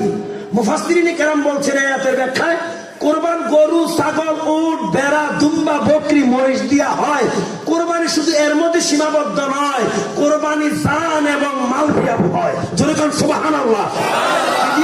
কি দিয়া? জান এবং মাল। শুধু তাই না, এই যে আজকে মনে করেন যারা মাগরিবের পরে এসেছেন, মাগরিবের পরে আসার মতো লোক আছেন নি এখানে? মাগরিবের পরে আসার মতো লোক আছেন? আসরের পর কেউ এসেছেন এমন কোন ধর্ম ব্যক্তি আছেন? একটা লোক হাত উঠান তো। আসরের পরে এসেছেন, 1 জন, 2 জন, 3 জন, 4 জন, 5 জন, মারহাবা, হাত নামান। আসরের পর থেকে এখন পর্যন্ত যদি আপনি ঘড়ির কাঁটার দিকে দেখেন, তাহলে কয় ঘন্টা গেল? প্রায় 11:30 বাজে। আসরের নামাজ আপনার পড়েন কয়টায়? প্রায় 6টায় ধরেন, 5টায় ধরেন। 5টা থেকে এখন রাত্রে 11:30, 6টা, 7টা, 8টা, 9টা, 10টা, 11টা। তাইলে মোটামুটি 6.5 ঘন্টা হয়ে গেছে, ঠিক কিনা? যদি আপনি মাগরিবের পর থেকে ধরেন, তাইলে মোটামুটি 5.5 ঘন্টা। একেবারে মাগরিব না, এশার পরেও তো এসেছে। মেজরিটি পার্সেন্ট লোক এশার পরেই আসে। এশার পর থেকেও যদি হয়, তাইলে আমি 8টা থেকে ধরবো, 9টা, 10টা, 11টা, কমস কম 3.5 ঘন্টা হয়ে গেছে। এই যে 3.5 ঘন্টা, 5 ঘন্টা, 6.5 ঘন্টা কোরআনের জন্য, ইমানের সুদা অনুধাবন করার জন্য, ইসলামের সুদা উপলব্ধি করার জন্য, এই ঘন্টার পর ঘন্টা যারা ত্যাগ করলেন, যারা বিসর্জন দিলেন, এইটার নাম নহর, এইটার নাম কোরবানি, এইটার নাম চেষ্টা, এইটার নাম প্রচেষ্টা, আর এটার বিনিময়ে হাউজে কাউসার। কিন্তু এমনও মুসলমান আছে 1টা মিনিটের জন্য ঢুকতে পারে না। এখন যদি সে বলে আমিও কাউসারের শরাব খাবো, আমি বলবো সে নাদান। কথা কয় না? সে কি? যে কোরআনের জন্য নহর করেছেন সাহাবীরা, এ আমার কলিজার টুকরা ফটিক শরীর যুবক, শুনো তুমি, কোরবানি শুধু সময় দিয়া নয়, শুধু গরু ছাগল দিয়া নয়, জীবন দিয়েও সাহাবীরা করেছে। শোনো আমার কলিজার টুকরা যুবকরা, কিশোরের দলেরা, আমার বৃদ্ধ বাবাদেরকে আমি সম্মান করবো, আমার বাবার বয়সে আপনারা, তবে আমি সবচেয়ে বেশি ভালোবাসি যুবক এবং কিশোরদেরকে, কারণ তারা দেশের হাতিয়ার, তারা ভবিষ্যৎ করার প্রজন্ম। জনগণ ঠিক কিনা? কারণ তারা যদি একুরেট হয়ে যায়, সমাজ পরিবর্তন হয়ে যাবে, একটা দেশ একুরেট সঠিক হয়ে যাবে। জনগণ ঠিক কিনা? তোমাদেরকে আমি অনুপ্রাণিত করছি, তোমরা আল্লাহর কোরআনের জন্য কিছু সময় দিতে পারলা না। আল্লাহর নবীর সাহাবী হযরত আব্দুল্লাহ বিন আবু রাওয়াহা, নাম শুনেছেন আপনারা কখনো? আব্দুল্লাহ বিন আবু রাওয়াহা রাদিয়াল্লাহু তাআলা আনহু, তিনি শুধু সময় দিয়ে কোরবানি করেন নাই, নতুন বিয়ে করেছেন। নতুন ইজাব এবং কবুল হয়ে গেছে। অনুষ্ঠানে খুরমা বা শরব, এই মুহূর্তে রাসূলের পক্ষ থেকে কাসেম, আরবিতে বলা হয় কাসেম, বাংলাতে বলা হয় পত্রবাহক। আরেকটা শব্দ আছে দুধ।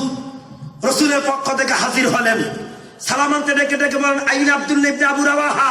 তিনি বললেন, লব্বাইক, যে আল্লাহর নবী তোমাকে তলব করেছে। কেন? হুজুরের হাতের মোবারক একটা চিঠি আব্দুল্লাহ বিন আবু রাওয়াহা রাদিয়াল্লাহু তাআলার হাতে তুলে দিলেন। চেয়ে দেখে আলহামদুলিল্লাহ, বলেন আলহামদুলিল্লাহ। আল্লাহ রাস্তার কোরবানির দৃষ্টান্ত দিতে যে আমি এই ঘটনা টেনে এনেছি আপনাদের সামনে। চেয়ে দেখে আল্লাহ রাসূল এই গর্বিত সাহাবীকে মুতার ময়দানের আল্লাহর রাস্তায় কোরবানের জন্য 3 নম্বরে থার্ড ইন কমান্ড আমিরুল মুজাহিদিন ঘোষণা করেছেন। সুবহানাল্লাহ বলেন। তিনি সাথীদেরকে ডাকলেন, সাথীরা, আল্লাহ রাসূল আমাকে ডেকেছে, আমি এক্ষুনি আল্লাহর নবীর দরবারে যেতে হয়, কারণ রাসূল আমাকে মুতার ফিল্ডের 3 নম্বরের কমান্ডার আমিরুল মুজাহিদিন সেনাপতি ঘোষণা করেছে, এক্ষুনি রাসূলের দরবার আমি যেতে হচ্ছে। সাথীরা বললেন, আব্দুল্লাহ, এইমাত্র ইজাব কবুল হলো, রাসূলের সুন্নাত হলো ইজাব এবং কবুলের পর। ভালো করে শোনেন, স্বামী এবং স্ত্রী একে অপরের সাথে দেখা করা, এটা রাসূলের আদর্শ, তরিকা, সুন্নাত। আমাদের দেশে হয় উল্টাটা, বিয়ে করে যে হের কোনো খবর নাই, দেবরে যায় ভাবিরে খুঁজে। ইসলামের সাথে কোনো সম্পর্ক আছে? দেখা করার কথা স্বামী এবং স্ত্রী, কার সুন্নাত? রাসূলের সুন্নাত। কিন্তু স্বামী স্ত্রীর মধ্যে দেখা নাই, দেখা করে যায় দেবরের গোষ্ঠী। হারাম। জোরে বলেন হারাম কাজ আমাদের জন্য পরিহার করা দরকার। মান আহাদাসা ফি আমরিনা মা হাযা লাইসা মিনহু ফাহুয়া রুদ্দু। ইসলাম, কোরআন, হাদিস, শরীয়ত যেটাকে সাপোর্ট দেয় না, গ্রহণ করে না, সমর্থন দেয় না, ফাহুয়া রুদ্দু, এটা তুমি মুসলমান হিসাবে এটাকে পরিহার করতেই হবে, করাই লাগবে। যখন ঠিক কিনা?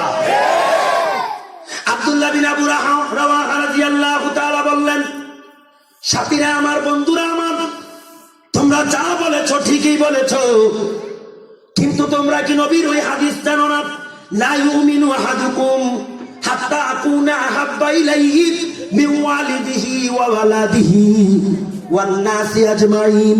তোমাদের মধ্যে ওই ব্যক্তি ততক্ষণ পরিপূর্ণ ইমানদার কামেল মুমিন দাবিদার করতে পারবে না, দাবি করতে পারবে না, হতে পারবে না, যতক্ষণ না তার কাছে তার মা বাবা, ছেলে মেয়ে, ধন দৌলত, এমনকি নিজের জীবনের চেয়ে আল্লাহ রাসূল অধিক পাত্র, অধিক প্রিয় পাত্র না হবে।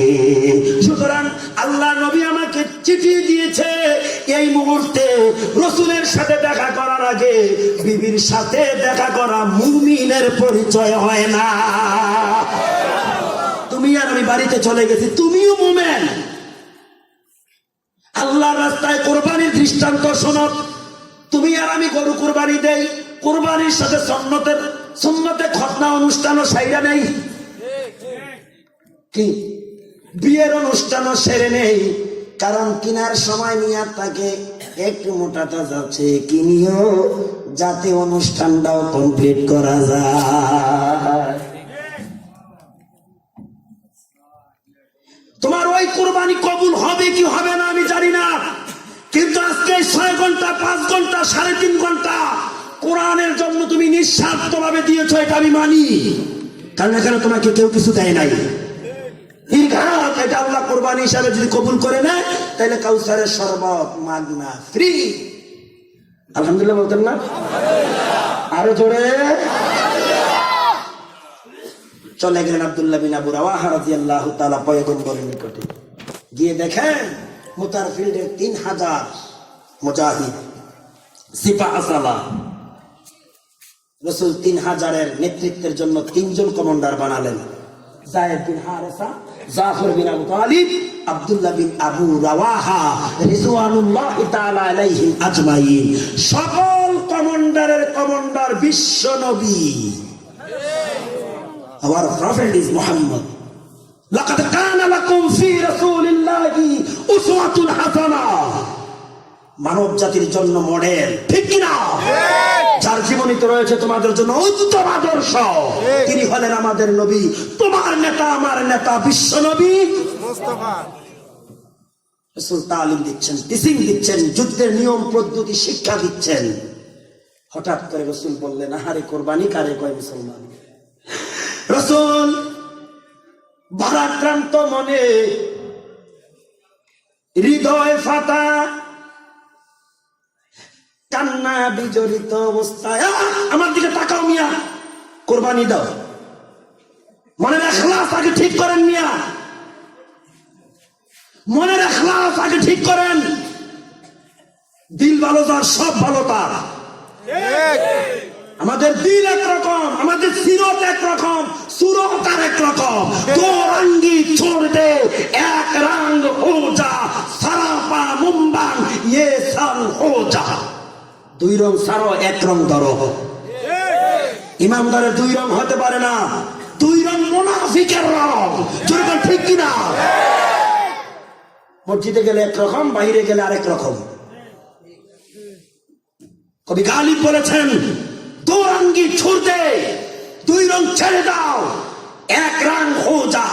যদি ইমানদার হতে হয়, মোমের মতো গলে পরিপূর্ণ ইমানদার হও। আর যদি ইমান ইসলাম তোমার কাছে ভালো না লাগে, ইয়ে সাং হো যা, পাথরের মতো শক্ত হয়ে কপালে তিলক দিয়ে ধুতি পরে হিন্দুস্তানে চলে যাও, প্রয়োজন হলে তুমি ইসরায়েলে চলে যাও। যেরকম ঠিক কিনা? কষ্টকর হচ্ছে কথাগুলো? বাস্তব কথা বলছি। এখন তো বাস্তবমুখী কথা বলার মতো লোকের অভাব। আর বাস্তবমুখী কথা বলবে কি বলবে? সঠিক কথা বলতে গেলে ইমাম সাহেবের চাকরি থাকে না। কি বলে? মনে করেন ইমাম সাহেব, রাগ করেন না স্যার, 20 বছর আপনাদের এলাকায় নাকি? জি মাশাআল্লাহ। এত বছর কোন ইমাম সাহেব চাকরিতে থাকে কোন জায়গায়, এটা নতুন ইতিহাস। বোঝা গেল আপনার এই এলাকার মানুষ অনেস্ট, অনেক ভালো, আলেমদেরকে মহব্বত করেন ইনশাআল্লাহ।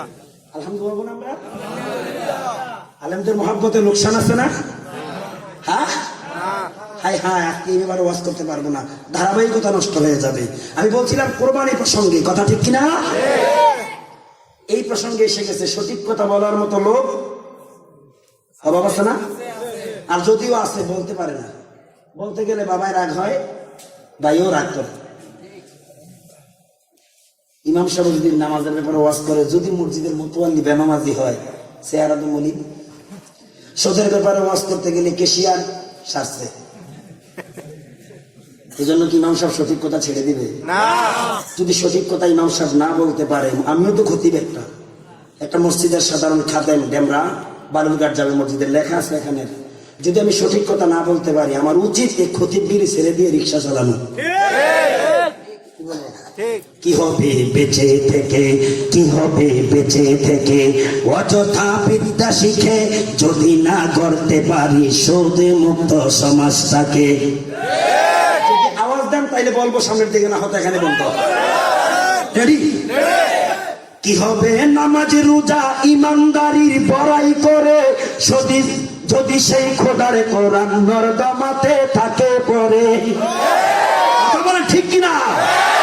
কি হবে নামাজে রোজা ইমানদারির বড়াই করে যদি সেই খোদার কোরআন নর্দমাতে থাকে পড়ে। মসজিদের কোণে বসে জিকির যত করই কষে, মসজিদের কোণে বসে জিকির যত করই কষে, এভাবে যায় না পাওয়া আল্লাহকে। কি হবে বেঁচে থেকে, কি হবে বেঁচে থেকে, কি হবে বেঁচে থেকে। কিতাবাদির তালিম দিয়ে মাদ্রাসাতে যদি সেই কোরআন সুন্নাহ নিষিদ্ধ হয় আদালতে। যদিও বাংলাদেশের আদালতে ইসলাম নিষিদ্ধ হয় নাই, বরং রাষ্ট্র ধর্ম ইসলামের স্বীকৃতি পেয়েছে। ঠিক কিনা? ফতুয়াকে নিষিদ্ধ করা হয়েছিল, ফতুয়ার দাবিও বাস্তবায়ন হয়েছে। কিন্তু কিছু কিছু লোক যখন ফতুয়া বিরোধী আন্দোলন আমরা করতে গিয়েছি তখন গালিও দিয়েছিল। আপনাদের চট্টগ্রামের 28 এমপি, আমি নাম বলবো না, আপনারা ছিলেন, আলেমদেরকে এমন এক ভাষায় গালি দিয়েছিল, কপাল মন্দ বাংলাদেশের কোন আলেমের জানাজা তিনি পান নাই। চট্টগ্রামবাসী রাজাকার দেশ পাকিস্তানের আলেম হাওলাত করে ওনার জানাজা দেওয়া লাগছে, আমরা তাদেরকে রাজাকার বলি। ঠিক কিনা? কি হবে কিতাবাদির তালিম দিয়ে মাদ্রাসাতে যদি সেই কোরআন সুন্নাহ নিষিদ্ধ হয় আদালতে। কাপনের কাপড় মাথায় ময়দানে আয় নেমে আয়, কাপনের কাপড় মাথায় ময়দানে আয় ছুটে আয়, বিলিয়ে দেয় না তোদের জীবনটাকে। কি হবে বেঁচে থেকে, কি হবে বেঁচে থেকে, কি হবে বেঁচে থেকে। আলেম হয়ে ইমাম সেজে সমাজেতে সত্য কথা উচ্চ স্বরে যদি পারো না বলিতে। আরো জুড়ে জুড়ে জুড়ে হবে। আলেম হয়ে ইমাম সেজে সমাজেতে সত্য কথা উচ্চ স্বরে যদি পারো না বলিতে। চাকরির ভয় করো যদি ছেড়ে দাও ইমামতি।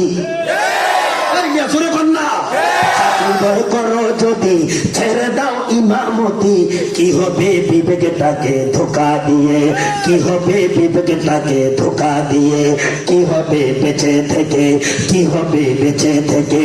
অযথা এলেম শিখে কি হবে বেঁচে থেকে, অযথা বিদ্যা শিখে যদি না গড়তে পারি নাস্তিক মুক্ত এ দেশটাকে। শেষ করে দেব? আরো চলবে? কোরবানি কাকে বলে মনে আছে? ফসল্লি লিরাব্বিক, নামাজ প্রতিষ্ঠার মাধ্যমে হাউজে কাউসার, ওয়ানহার নহরের মাধ্যমে আল্লাহর হাউজে কাউসার। এই নহরের দৃষ্টান্ত ব্যাখ্যা দিতে যাইয়া জান এবং মালের পাশাপাশি সময় দ্বারা কুরবানি হয়, এইটাও আপনাদেরকে আমি প্রকাশ করে দিয়েছি। এবার গরু ছাগল ওট দ্বারা বকরি দুম্বা দ্বারাও কোরবানি হয়। যেই কোরবানি আমরা জিলহজের 10 তারিখে করি, শুধু তাই নয় জীবন দিয়াও কোরবানি হয়। জীবন কোরবানির দৃষ্টান্ত টেনে এনে এমন একজন সূর্য সন্তানের দৃষ্টান্ত আপনাদের সামনে পেশ করছি রে যুবক। ও ফটিক শরীর কিশোর ভাই মুসলমান বন্ধু, আল্লাহ নবীর সাহাবী আব্দুল্লাহ ইবনে আবু রাওয়াহা, আব্দুল্লাহ বিন আবু রাওয়াহা রাদিয়াল্লাহু তাআলা পয়গম্বরের সামনে 3000 এবং 3 জন ঘোষণা করে এই 3 জনে শহীদ হয়ে যায়। শহীদের আরেকটা শব্দ হলো আল্লাহর রাস্তায় কোরবানি হয়ে যায়। জোরে কন্যা মারহাবা। এটা ফটিকছড়ির শহীদ নামিয়া আল্লাহর রাস্তায় শহীদ হওয়া, কোরবানি হওয়া, এটা কিসমতেরও বিষয়। রাসূলুল্লাহ সাল্লাল্লাহু আলাইহি ওয়াসাল্লাম, আল্লাহর রাস্তায় কোরবানকারীরা শুধু শহীদ না, শুধু সাক্ষী না, শুধু জান্নাত পাবে না, শুধু কাউসারের শরাবই পাবে না, তাদেরকে আল্লাহ স্পেশাল ভাবে কিছু সম্মানও দিবে। বলবো ইয়াউমাল কিয়ামাতি সালাসাতুন, হাসরের ময়দানে 3 শ্রেণীর মানুষকে আল্লাহ স্পেশাল সুপার পাওয়ার দিবে, শাফায়াতের অধিকার। মারহাবা। শুধু জান্নাত দিবেন না, তাদেরকে কাউসারের শরাব দিবেন না, তাদেরকে বিনা হিসাবে জান্নাতে দিবেন না, তাদেরকে আল্লাহ সুপারিশের ক্ষমতাও দিবেন। শুধু সুপারিশের ক্ষমতাই দিবেন না, সেদিন তাদের সুপারিশ গ্রহণও করবেন। এর মধ্যে এক শ্রেণীর ব্যক্তি হলো শহীদ। আরেক শ্রেণীর ব্যক্তি হলো উলামায়ে কেরাম, আরেক শ্রেণীর ব্যক্তি হলো নবী রাসূল। ইয়াশফাউ ইয়াউমাল কিয়ামাতি সালাসাতুন, তিন শ্রেণীর ব্যক্তি সুপারিশের অধিকার পাবে।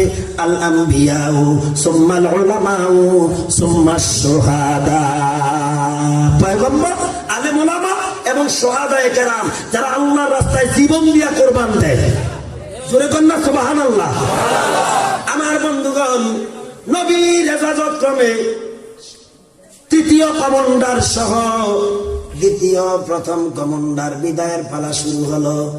আব্দুল্লাহ বিন আবু রাওয়াহা রাদিয়াল্লাহু তাআলা বাসায় গেলেন। একটু আগে বলেছি ইজাব কবুল হয়েছে। একজন আর একজনকে কেউ এখনো মনে আছে? মনে আছে? ও ফটিকছড়ির নয়া বাজারের মুসলমান, তুমি সময় দিয়ে আল্লাহর রাস্তায় কোরআনের আলোচনা শোনার জন্য কোরবানি করতে পারো না? কিছু সময় শোনো। আল্লাহর নবীর সাহাবী নববিবাহিত আব্দুল্লাহ বিন আবু রাওয়াহা নিজের জীবন কোরবানি দেয়। নতুন স্ত্রী মহব্বত ছিল না? কম ছিল। সালাম দিলেন বাড়ির আঙ্গিনায় যাইয়া, আসসালামু আলাইকুম ইয়া আহলাল বাইত। আমরা দেন স্ত্রীদেরকে সালাম, সালাম দেন, সালাম দেন তালতো বোনের, খালাতো বোনের, মামাতো বোনের, গার্লফ্রেন্ড রে। স্ত্রীর যে সালাম দিতেন আর স্ত্রীর যে স্বামীর সালাম দিত, এত ঝগড়া সংসারে হইতো না। কারণ সালাম দ্বারা শান্তি প্রতিষ্ঠিত হয়, মহব্বত জাগে। কোন যুবক যদি যুবতীরে সালাম দেন, এটা ফিতনা, এই সালাম জায়েজ নাই। সালাম দিবেন বাবারে, মায়েরে, স্ত্রীরে, স্ত্রী দিবেন স্বামীরে। আজকে বাড়িতে যাই দিতে পারবেন নি? ওরে আল্লাহ রে, যদি সালাম দেন মহিলা বলবে কি রে আজকে দি উল্টা, কোন নবীর অসুবিধা আসছে রে।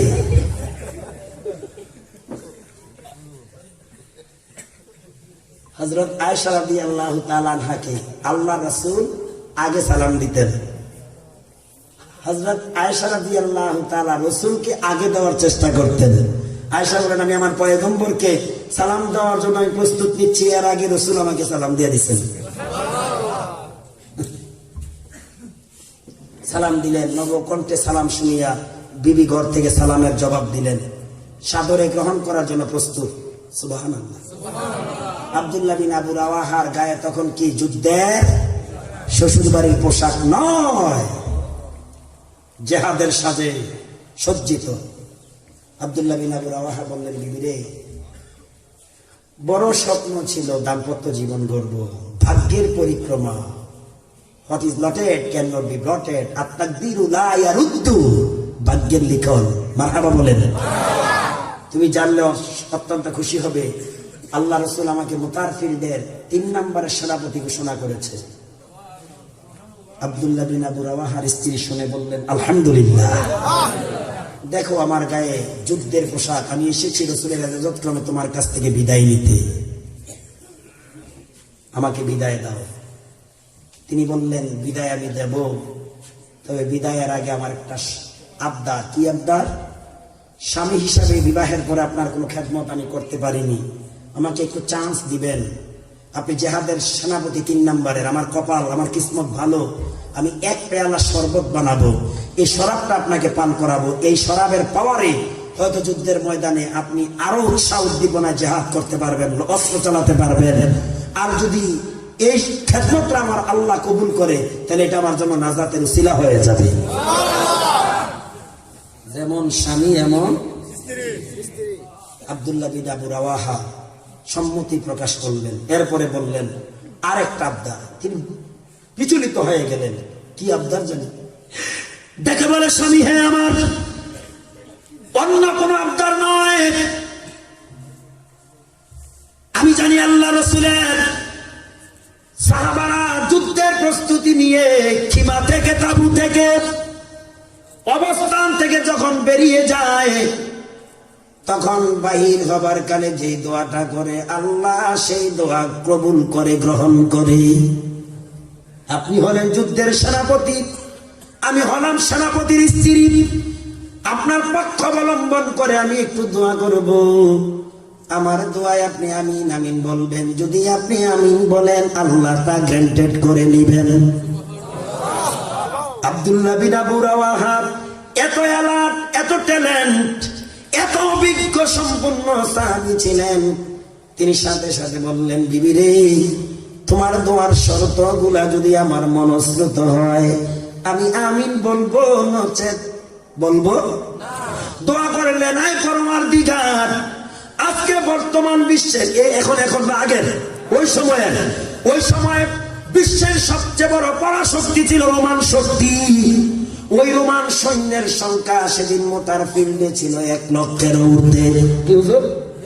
আলেমুল আমাদেরকে জিজ্ঞাসা করে ইতিহাসবিদদেরকে, 1 লক্ষের ঊর্ধ্বে ওই সময়ের পরাশক্তি রোমান শক্তি। ওই শক্তির সৈন্য সংখ্যা 1 লক্ষের ঊর্ধ্বে ছিল, পাশাপাশি অস্ত্রে শস্ত্রে সুসজ্জিত ছিল। আর এই 1 লক্ষের প্রতিপক্ষ মুসলিম সৈন্য ছিল মাত্র 3000 তুলনাতীত। এবং তারা ছিল অস্ত্রহীন। তাদের অস্ত্র ছিল 2টা, একটা ছিল ইমানি শক্তি আর দ্বিতীয়টা ছিল নারায়ে তাকবীরের আওয়াজ। কিন্তু সেই আওয়াজটা এখন আমাদের বন্ধ হয়ে গেছে। আর বেশি জোরে আওয়াজ দিলে আরেক পক্ষ আছে মুসলমান, কয় কিরে এটি বোধহয় জঙ্গিবাদী। কিন্তু মুসলমান জঙ্গি হয়? জঙ্গিরে সাপোর্ট করে? যত জঙ্গির উৎপন্ন হয়েছে সব পশ্চিমা অপশক্তিদের চেয়ে হয়েছে। সব তাদের শিক্ষিত, তাদের প্রশিক্ষিত, তাদের হাতের গড়া। জোরে বলেন ঠিক কিনা? মুসলমান শান্তি প্রিয় জাতি। জোরে বলেন ঠিক কিনা? আপনি যদি প্রতিপক্ষকে ঘায়েল করার জন্য জঙ্গি বলে আখ্যায়িত করেন, আমরা আপনাকে জঙ্গি বলবো না, আমরা ধরে নিব আপনিও তাদের একজন। ঠিক কিনা? আব্দুল্লাহ বিন আবু রাওয়াহা রাদিয়াল্লাহু তাআলা বললেন, বিবি দোয়া করো। দোয়া করলেন, আয় আল্লাহ, এত বড় পরাশক্তির বিরুদ্ধে মাত্র 3000 মুসলিম ফাইটার, তাদের তুলনায় এরা মাজলুম। কি আল্লাহ, মাজলুমদের আর্তনাদ তুমি কবুল করো। আজকে তুমি তাদেরকে মোতার ফিল্ডে তোমার কুদরতি শক্তি দিয়া আল্লাহ তুমি সাহায্য দান করো। আয় আল্লাহ, তোমার দিনকে তুমি বিজয়ী দান করো। আব্দুল্লাহ বিন আবু রাওয়াহা দিল থেকে বললেন আমিন। দ্বিতীয়বার দোয়া করলেন, আয় রব্বুল আলামিন, মুতার ফিল্ডে মুসলমানদেরকে তুমি অপমানি করিও না, বেয়াদবি করিও না। দিন প্রতিষ্ঠার জন্য আজকের রণক্ষেত্র বড় জরুরি, বড় ইম্পর্টেন্ট। আল্লাহ তাআলা আজকে মুতার ফিল্ডে তোমার মুসলমান বান্দাদেরকে, ইমানদারদেরকে বেয়াদবি জিল্লতি করিও না। প্রথম দোয়া করলেন বিজয়ী দান করো, দ্বিতীয় দোয়া করলেন অপমানি। তিনি বললেন আমিন। দ্বিতীয় দোয়া হয়ে গেল। তৃতীয় দোয়ার শর্তে আর্টিকেল ব্যবহার করলেন, এসএম ব্যবহার করলেন, নির্দিষ্ট করে দোয়া করলেন, আয় রব্বুল আলামিন, আমি তোর অভাগিনী হতভাগী দাসী, সবে মাত্র ইজাব কবুল হয়েছে, স্বামীর চেহারা দেখে তোর এই দাসীর তৃপ্তি মিটে নাই রে আল্লাহ। তোর এই দাসীর দিকে তাকাইয়া আমার প্রাণের স্বামী আব্দুল্লাহ রে শহীদ করিও না, আমার আব্দুল্লাহ রে মারিও না, আমার প্রাণের হৃদয়ের দাও আমার স্বামী আব্দুল্লাহ রে গাজী বানাইয়া আমার বুকে বিরাইয়া দিও। এভাবে যখন দোয়া করতে লাগলে আব্দুল্লাহ বিন আবু রাওয়াহা আল্লাহর জন্য কুরবান, জীবন বাজি, তিনি সেই দোয়া আমিন না বলে হাতটা নামিয়ে ফেললেন আর বললেন, বিবি রে, যদি জানতাম তোমার দোয়ার মধ্যে এমন শর্ত থাকবে, এই সময়টা আমি বিলম্ব করতাম না, এই সময়টুকু আমার পয়গম্বরের সামনে আমি দিয়ে দিতাম।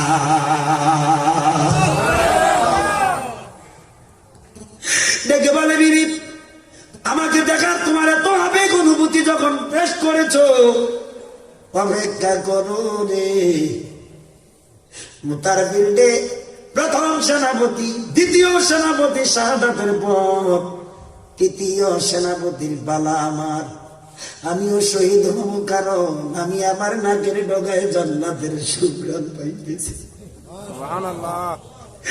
আমার কফিন যখন, আমার শহীদের কফিন যখন ফিরে আসবে, প্রাণ ভরে তুমি আব্দুল্লাহকে দেখে দিবা, বিদায় দাও, দেখা হবে হাসরের ময়দানে। ইন্না সালাতি ওয়া নুসুকি ওয়া মাহইয়ায়া ওয়া মামাতি, নিশ্চয় আমার নামাজ, আমার ত্যাগ তিতিক্ষা, আমার কষ্ট পরিশ্রম কুরবান, আমার হায়াত মৃত্যু লিল্লাহে, কার জন্য? পারবা যুবক? পারবা এই প্রতিজ্ঞা করে আল্লাহর রাস্তায় নেমে যেতে? আল্লাহর এক বান্দা মায়ের কাছে গেলেন, মা ডাক এসেছে আল্লাহর রাস্তায় কোরবানি হতে। সুবহানাল্লাহ বলেন। কার কাছে বললেন? মা কান্না বিজড়িত কণ্ঠে মাথায় হাত বুলাইয়া, গায়ে হাত বুলাইয়া সাজাইয়া দিলেন হৃদয়ের ধনকে। এরকম মাও পাওয়া যাবে না, এরকম সন্তানও পাওয়া যাবে না, যদিও আছে আমরা তাদেরকে চিনি না। মায়ের চোখে পানি দেখে সন্তান কান্না বিজড়িত কণ্ঠে বললেন, মারে তুমি তো আমাকে শিক্ষা দিয়েছ আল্লাহর রাস্তায় জীবন কোরবানি দিতে, এখন আবার তোমার চোখে পানি, কাঁদিস না রে মা, চোখের পানি মুছে ফেলো। মাজলুম আর মাজলুমের চোখের পানি বৃথায় যায় না, মাজলুমের চোখের পানিতে জালেমের অন্যায় ভেসে যায়। মুস্তাজাবুদ দাওয়া লা শাক্কা ফীহি, তিন ব্যক্তির তো আল্লাহর দরবারে গ্যারান্টেড, আল্লাহর মধ্যে আর দোয়ার মাঝখানে কোনো পর্দা থাকে না। নাম্বার 1 দাওয়াতুল মাজলুম, অত্যাচারিত, নির্যাতিত, নিষ্পেষিত ব্যক্তির দোয়া আল্লাহর আরশ কেঁপে ওঠে। সুবহানাল্লাহ। ওয়া দাওয়াতুল মুসাফির, মুসাফিরের দোয়া। ওয়া দাওয়াতুল ওয়ালিদি আলা ওয়ালাদিহি, এবার বলেন কার দোয়া? মাশাআল্লাহ, মা বাবার দোয়া। জোরে করে ঠিক কিনা? ও মা, চোখের পানি মুছে গেলাম, আমি আল্লাহর রাস্তায় জীবন কুরবানির প্রস্তুতি নিয়ে বের হচ্ছি, দোয়া করে দাও। ও মা, দোয়া করে দাও, তোমার সাথে আমার সাথে দুনিয়ায় আর দেখা হবে না, হবে জান্নাতের সিঁড়িতে। কি সন্তান লালন করলো? মাগো তুমি, মাগো তুমি কাঁদছ কেন একলা বাড়িতে? কার গান গাও ভাই? কার গান গাও? সোনাবন্ধুর গান। চরিত্র নষ্ট হবে, আমল নষ্ট হয়ে যাবে, জিন্দিগি শেষ হয়ে যাবে। গান গাইবা আল্লাহ, গান গাইবা এই কোরআনে, গান গাইবা তোমার পয়গম্বরের, গান গাইবা তুমি ইসলামের পক্ষে। কে কে রাজি আছেন? হাত তুলে দেখান, হাত নামান। বলবো বলবো? তোমার আমার দেখা হবে, তোমার আমার দেখা হবে জান্নাতের সিঁড়িতে। মা, মাগো তুমি কাঁদছ কেন একলা বাড়িতে?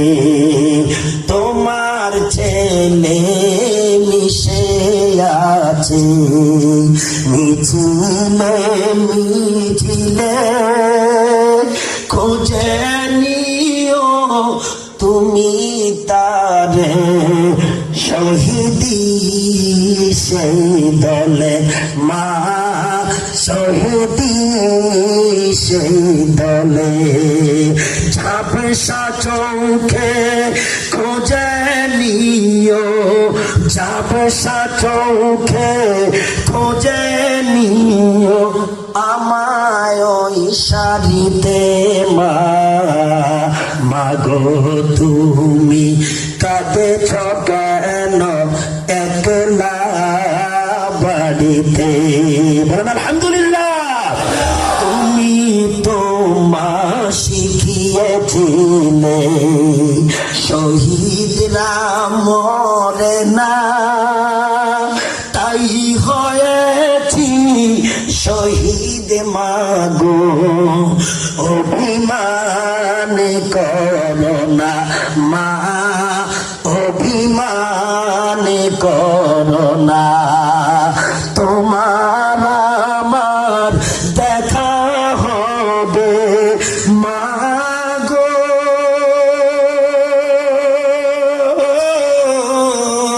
তোমার আমার দেখা হবে জান্নাতের শীতে মা। মাগো তুমি কাঁদেছ কেন একলা বাড়িতে? হযরত আব্দুল্লাহ বিন আবু রাওয়াহা রাদিয়াল্লাহু তাআলা আনহু মুতারফির গিয়ে তৃতীয় নম্বরের শাহাদাতের মর্যাদা অর্জন করলেন। জোরে বলেন মারহাবা। কার রাস্তায় জীবন দিলেন? কোরবান শুধু গরু ছাগল মহিষ ভেড়া বকরি তুম্বা উট দিয়ে সীমাবদ্ধ নয়, কোরবান জান এবং মাল সময় দিয়াও। আমার ভাইয়েরা, আল্লাহ তাআলা এই কাউসারের শরাব দান করবেন নামাজ আদায়ের মাধ্যমে। যারা নামাজ আদায় করবে তাদেরকে, আর যারা আল্লাহ রাস্তায় কোরবানি করবে তাদেরকে। আরেকটা আমলের কথা বলে যায়, কাউসারের শরাব পাওয়ার জন্য আরেকটা আমল উদ্বুদ্ধ হবেন। প্রতিটা নেক কাজের শুরুতে বিসমিল্লাহ বলে শুরু করবেন ইনশাআল্লাহ। শুরু বলেন ইনশাআল্লাহ। সম্মানিত সুদীপ, মনে রাখবেন, গোটা দুনিয়ার সব শক্তি যদি মুমিনের বিরুদ্ধে লেগে যায়, আল্লাহ পাক মুমিনের জন্য হয়ে যায়। কাফেরেরা গোটা আরব সমাজ যখন বিশ্ব নবীকে ইসরার করলেন, হটকারিতা করলেন, ঠিক এই রাসূলের ক্রান্তিকালে আল্লাহ তাকে সান্ত্বনা দিলেন, নবী হে, দুর্বল হবেন না, বিচলিত হবেন না, নৈরাশ হবেন না। আপনাকে আপনার রব কাউসার দান করেছেন। আপনার দায়িত্ব নামাজ আদায় করেন, আল্লাহ রাস্তায় কোরবান করেন, চেষ্টা প্রচেষ্টা চালান। নিশ্চয়ই আপনি আফতার না, আফতার হলো আপনার প্রতিপক্ষ কাফির বেঈমানেরা। জোরে বলেন মারহাবা। সে আল্লাহ এখনো আসেনি, থাকলেও আপনাদের ফটিক চরিতে নাই, আল্লাহ সর্বত্র বিরাজমান। জোরে বলেন ঠিক কিনা? আগের মতো শক্তিও তো আছে, শক্তি কাউকে দেয় নাই তো আল্লাহ। আল্লাহর কুওয়াতা লিল্লাহি, সমস্ত শক্তির উৎস কে? আল্লাহ। যত মুসিবত বিপদ তোমাদের সামনে আরোপিত হয়, তোমরা মুসিবতগামী হবে, সাহায্য চাইবে কার কাছে? আল্লাহ বলে ওয়ালা তাহিনু ওয়ালা তাহজানু ওয়া আনতুমুল আ'লাউনা ইন কুনতুম মুমিনিন। তোমরা বিচলিত হইও না, বিব্রত হইও না, তোমাদের কোনো চিন্তা নাই, ভয় নাই, বিজয় তোমাদের যদি তোমরা মুমিন হও। কথা বলেন ঠিক কিনা? সম্মানিত হাজিরিন, খুতবাতে একটা হাদিস বলেছিলাম, সময় কি দিবেন? 10 মিনিট। গুরুত্বপূর্ণ একটা হাদিস, বাস্তব জীবনে আমাদের জন্য এটা বড়ই জরুরি। আমরা মুমিন, আমরা কি মুমিন? যারা এক মুমিন আরেক মুমিনের উপর দায়িত্ব হলো 6টা, অতি জরুরি। এক, উঠা বসা নাই, আমরা এখনই চলে যাবো সবাই, ঠিক কিনা? মুমিন হয়ে আছেন, দায়িত্ব নাই। আমরা মুমিন, জাতির শ্রেষ্ঠ সন্তান মুসলমানেরা, মানব জাতির শ্রেষ্ঠ সন্তান মুমিনেরা। যখন ঠিক কিনা? তাদেরকে আল্লাহ আলাদা সম্মান দিয়েছেন শুধু একটা কারণে, ঈমান নামের দৌলতের কারণে। সেই ঈমানদারের উপরে কিছু দায়িত্ব, লিল মুমিনি আলাল মুমিন, এক মুমিনের উপর আরেক মুমিনের কর্তব্য দায়িত্ব। সিত্তু খিসালিন, 6টা। কয়টা? 6টা। সেখানে বলছি 3টা আমল, এখানে আরো 6টা আসছে। 1 নম্বরে ইয়াউদুহু ইদা মারিদা, কোন মুমিন যদি রোগাক্রান্ত হয়, মুসিবত গাবি হয়, বিপদে পড়ে, অপর মুমিনের দায়িত্ব হলো তাকে দেখতে যাওয়া, তাকে বিপদ থেকে উদ্ধার করা। মুক্তাসার বলে যাচ্ছি, ব্যাখ্যা সার। 2 নম্বরে ওয়ায়ুজিবুহু ইদা দাআ, যদি কোন মুমিন কোন ভালো কাজে আহ্বান করে, অপর মুমিনের দায়িত্ব তার আহ্বানে সাড়া দেওয়া। ওয়ায়ুসাম্মিতুহু ইদা আতাসা, কোন মুমিন যদি কোন মুমিনের সামনে হাসি দিয়া বলে আলহামদুলিল্লাহ, এখানেও দায়িত্ব আছে। যারা শুনবে তারা, তাদের দায়িত্ব হলো ইয়ারহামুকাল্লাহ বলে জবাব দেয়া। 4 নম্বরে দায়িত্ব হলো ওয়ায়াশহাদুহু ইদা মাতা। কোন মুমিন মারা গেলে অপর মুমিনের দায়িত্ব হলো তার জানাজায় যাওয়া, সম্ভব হলে তাকে দাফন পর্যন্ত অংশগ্রহণ করা। 5 নম্বরের দায়িত্ব হলো ওয়ায়ুসাল্লিমু আলাইহি ইদা লাকিয়া। কোন মুমিনের সাথে সাক্ষাৎ হলে সর্বপ্রথম দায়িত্ব হলো সালাম দিয়ে দেওয়া। 6 নম্বর দায়িত্ব ওয়ায়ানসাহু লাহু ইদা গাবা আও শাহিদা। মুমিনের দায়িত্ব, চমৎকার দায়িত্ব, কোন মুসলমান আপনার সামনে অ্যাবসেন্ট অথবা প্রেজেন্ট, উপস্থিত অথবা অনুপস্থিত, আপনার সামনে নাই অথবা আছে, তার জন্য দোয়া করা এবং তার ব্যাপারে আলোচনা করা, সমালোচনা না করা। আও কামা ক্বালা আলাইহিস সালাতু ওয়াস সালাম। আল্লাহ রাসূল যেভাবে বলেছেন আমিও সেভাবে বলেছি। সম্মানিত সুধী, সময় শেষ হয়ে গেছে, 12টার পর আমি কথা বলি না। আজকে 8 বছর ডাক্তারের নিষেধ, আমার একটা রোগ, সেই রোগের কারণে। সেজন্য আমি দুঃখিত, যদি আপনাদের চাহিদা আছে আরো কথা শোনা, ঠিক না? কিন্তু আপনাদের চাহিদা মিটাতে গিয়ে সেই এলেম আমল আমার নেই। তবে চেষ্টা করেছি কিছু কথা বলার। এই আলোচনা থেকে আমরা কি শিক্ষা নিলাম, কি শিক্ষা পেলাম? হ্যাঁ, আল্লাহু আকবার। সূরাতুল কাউসার থেকে আমরা শিক্ষা পেলাম নামাজ আদায় করা, আল্লাহ রাস্তায় মেহনত করা, চেষ্টা প্রচেষ্টা করা। আর এই চেষ্টা প্রচেষ্টা করতে গিয়ে প্রয়োজনে জান এবং মাল দিয়ে বিসর্জন দেয়া। আর প্রতিটা নেক কাজের শুরুতে বিসমিল্লাহ বলে কাজটা শুরু করা। এতে আমাদের জন্য উপকারিতা কি? কাউসার হাউজে ওই দেখেন উঠে বসে উঠে বসে। এই আমি গুনাহগার হইতে পারি, একটু আগে একটা হাদিস বলেছি, 3 ব্যক্তির দোয়া আল্লাহর দরবারে কবুল। এর মধ্যে এক ব্যক্তি হলো মুসাফির। আমি গুনাহগার হইতে পারি, আমি কিন্তু মুসাফির, আমি বুজুর্গ না, আমি গুনাহগার। আমি একটু দোয়া করবো, আপনারা আমিন আমিন বলবেন, আল্লাহ কবুল করে নিবে ইনশাআল্লাহ। মুসাফিরের কি সম্মান জানেন? ফরজের মতো নামাজ 4 রাকাতকে আল্লাহ 2 রাকাত মাইনাস করে 2 রাকাত আদায় করলে হয়ে যায়। আপনারা সম্মান দিবেন না, যে জায়গায় মুসাফিরের সম্মান দিয়েছে কে? আল্লাহ। আপনারা যদি না দিতে পারেন আপনার কপাল মন্দ, ঠিক কিনা? তাইলে নামাজ ছাড়বো না।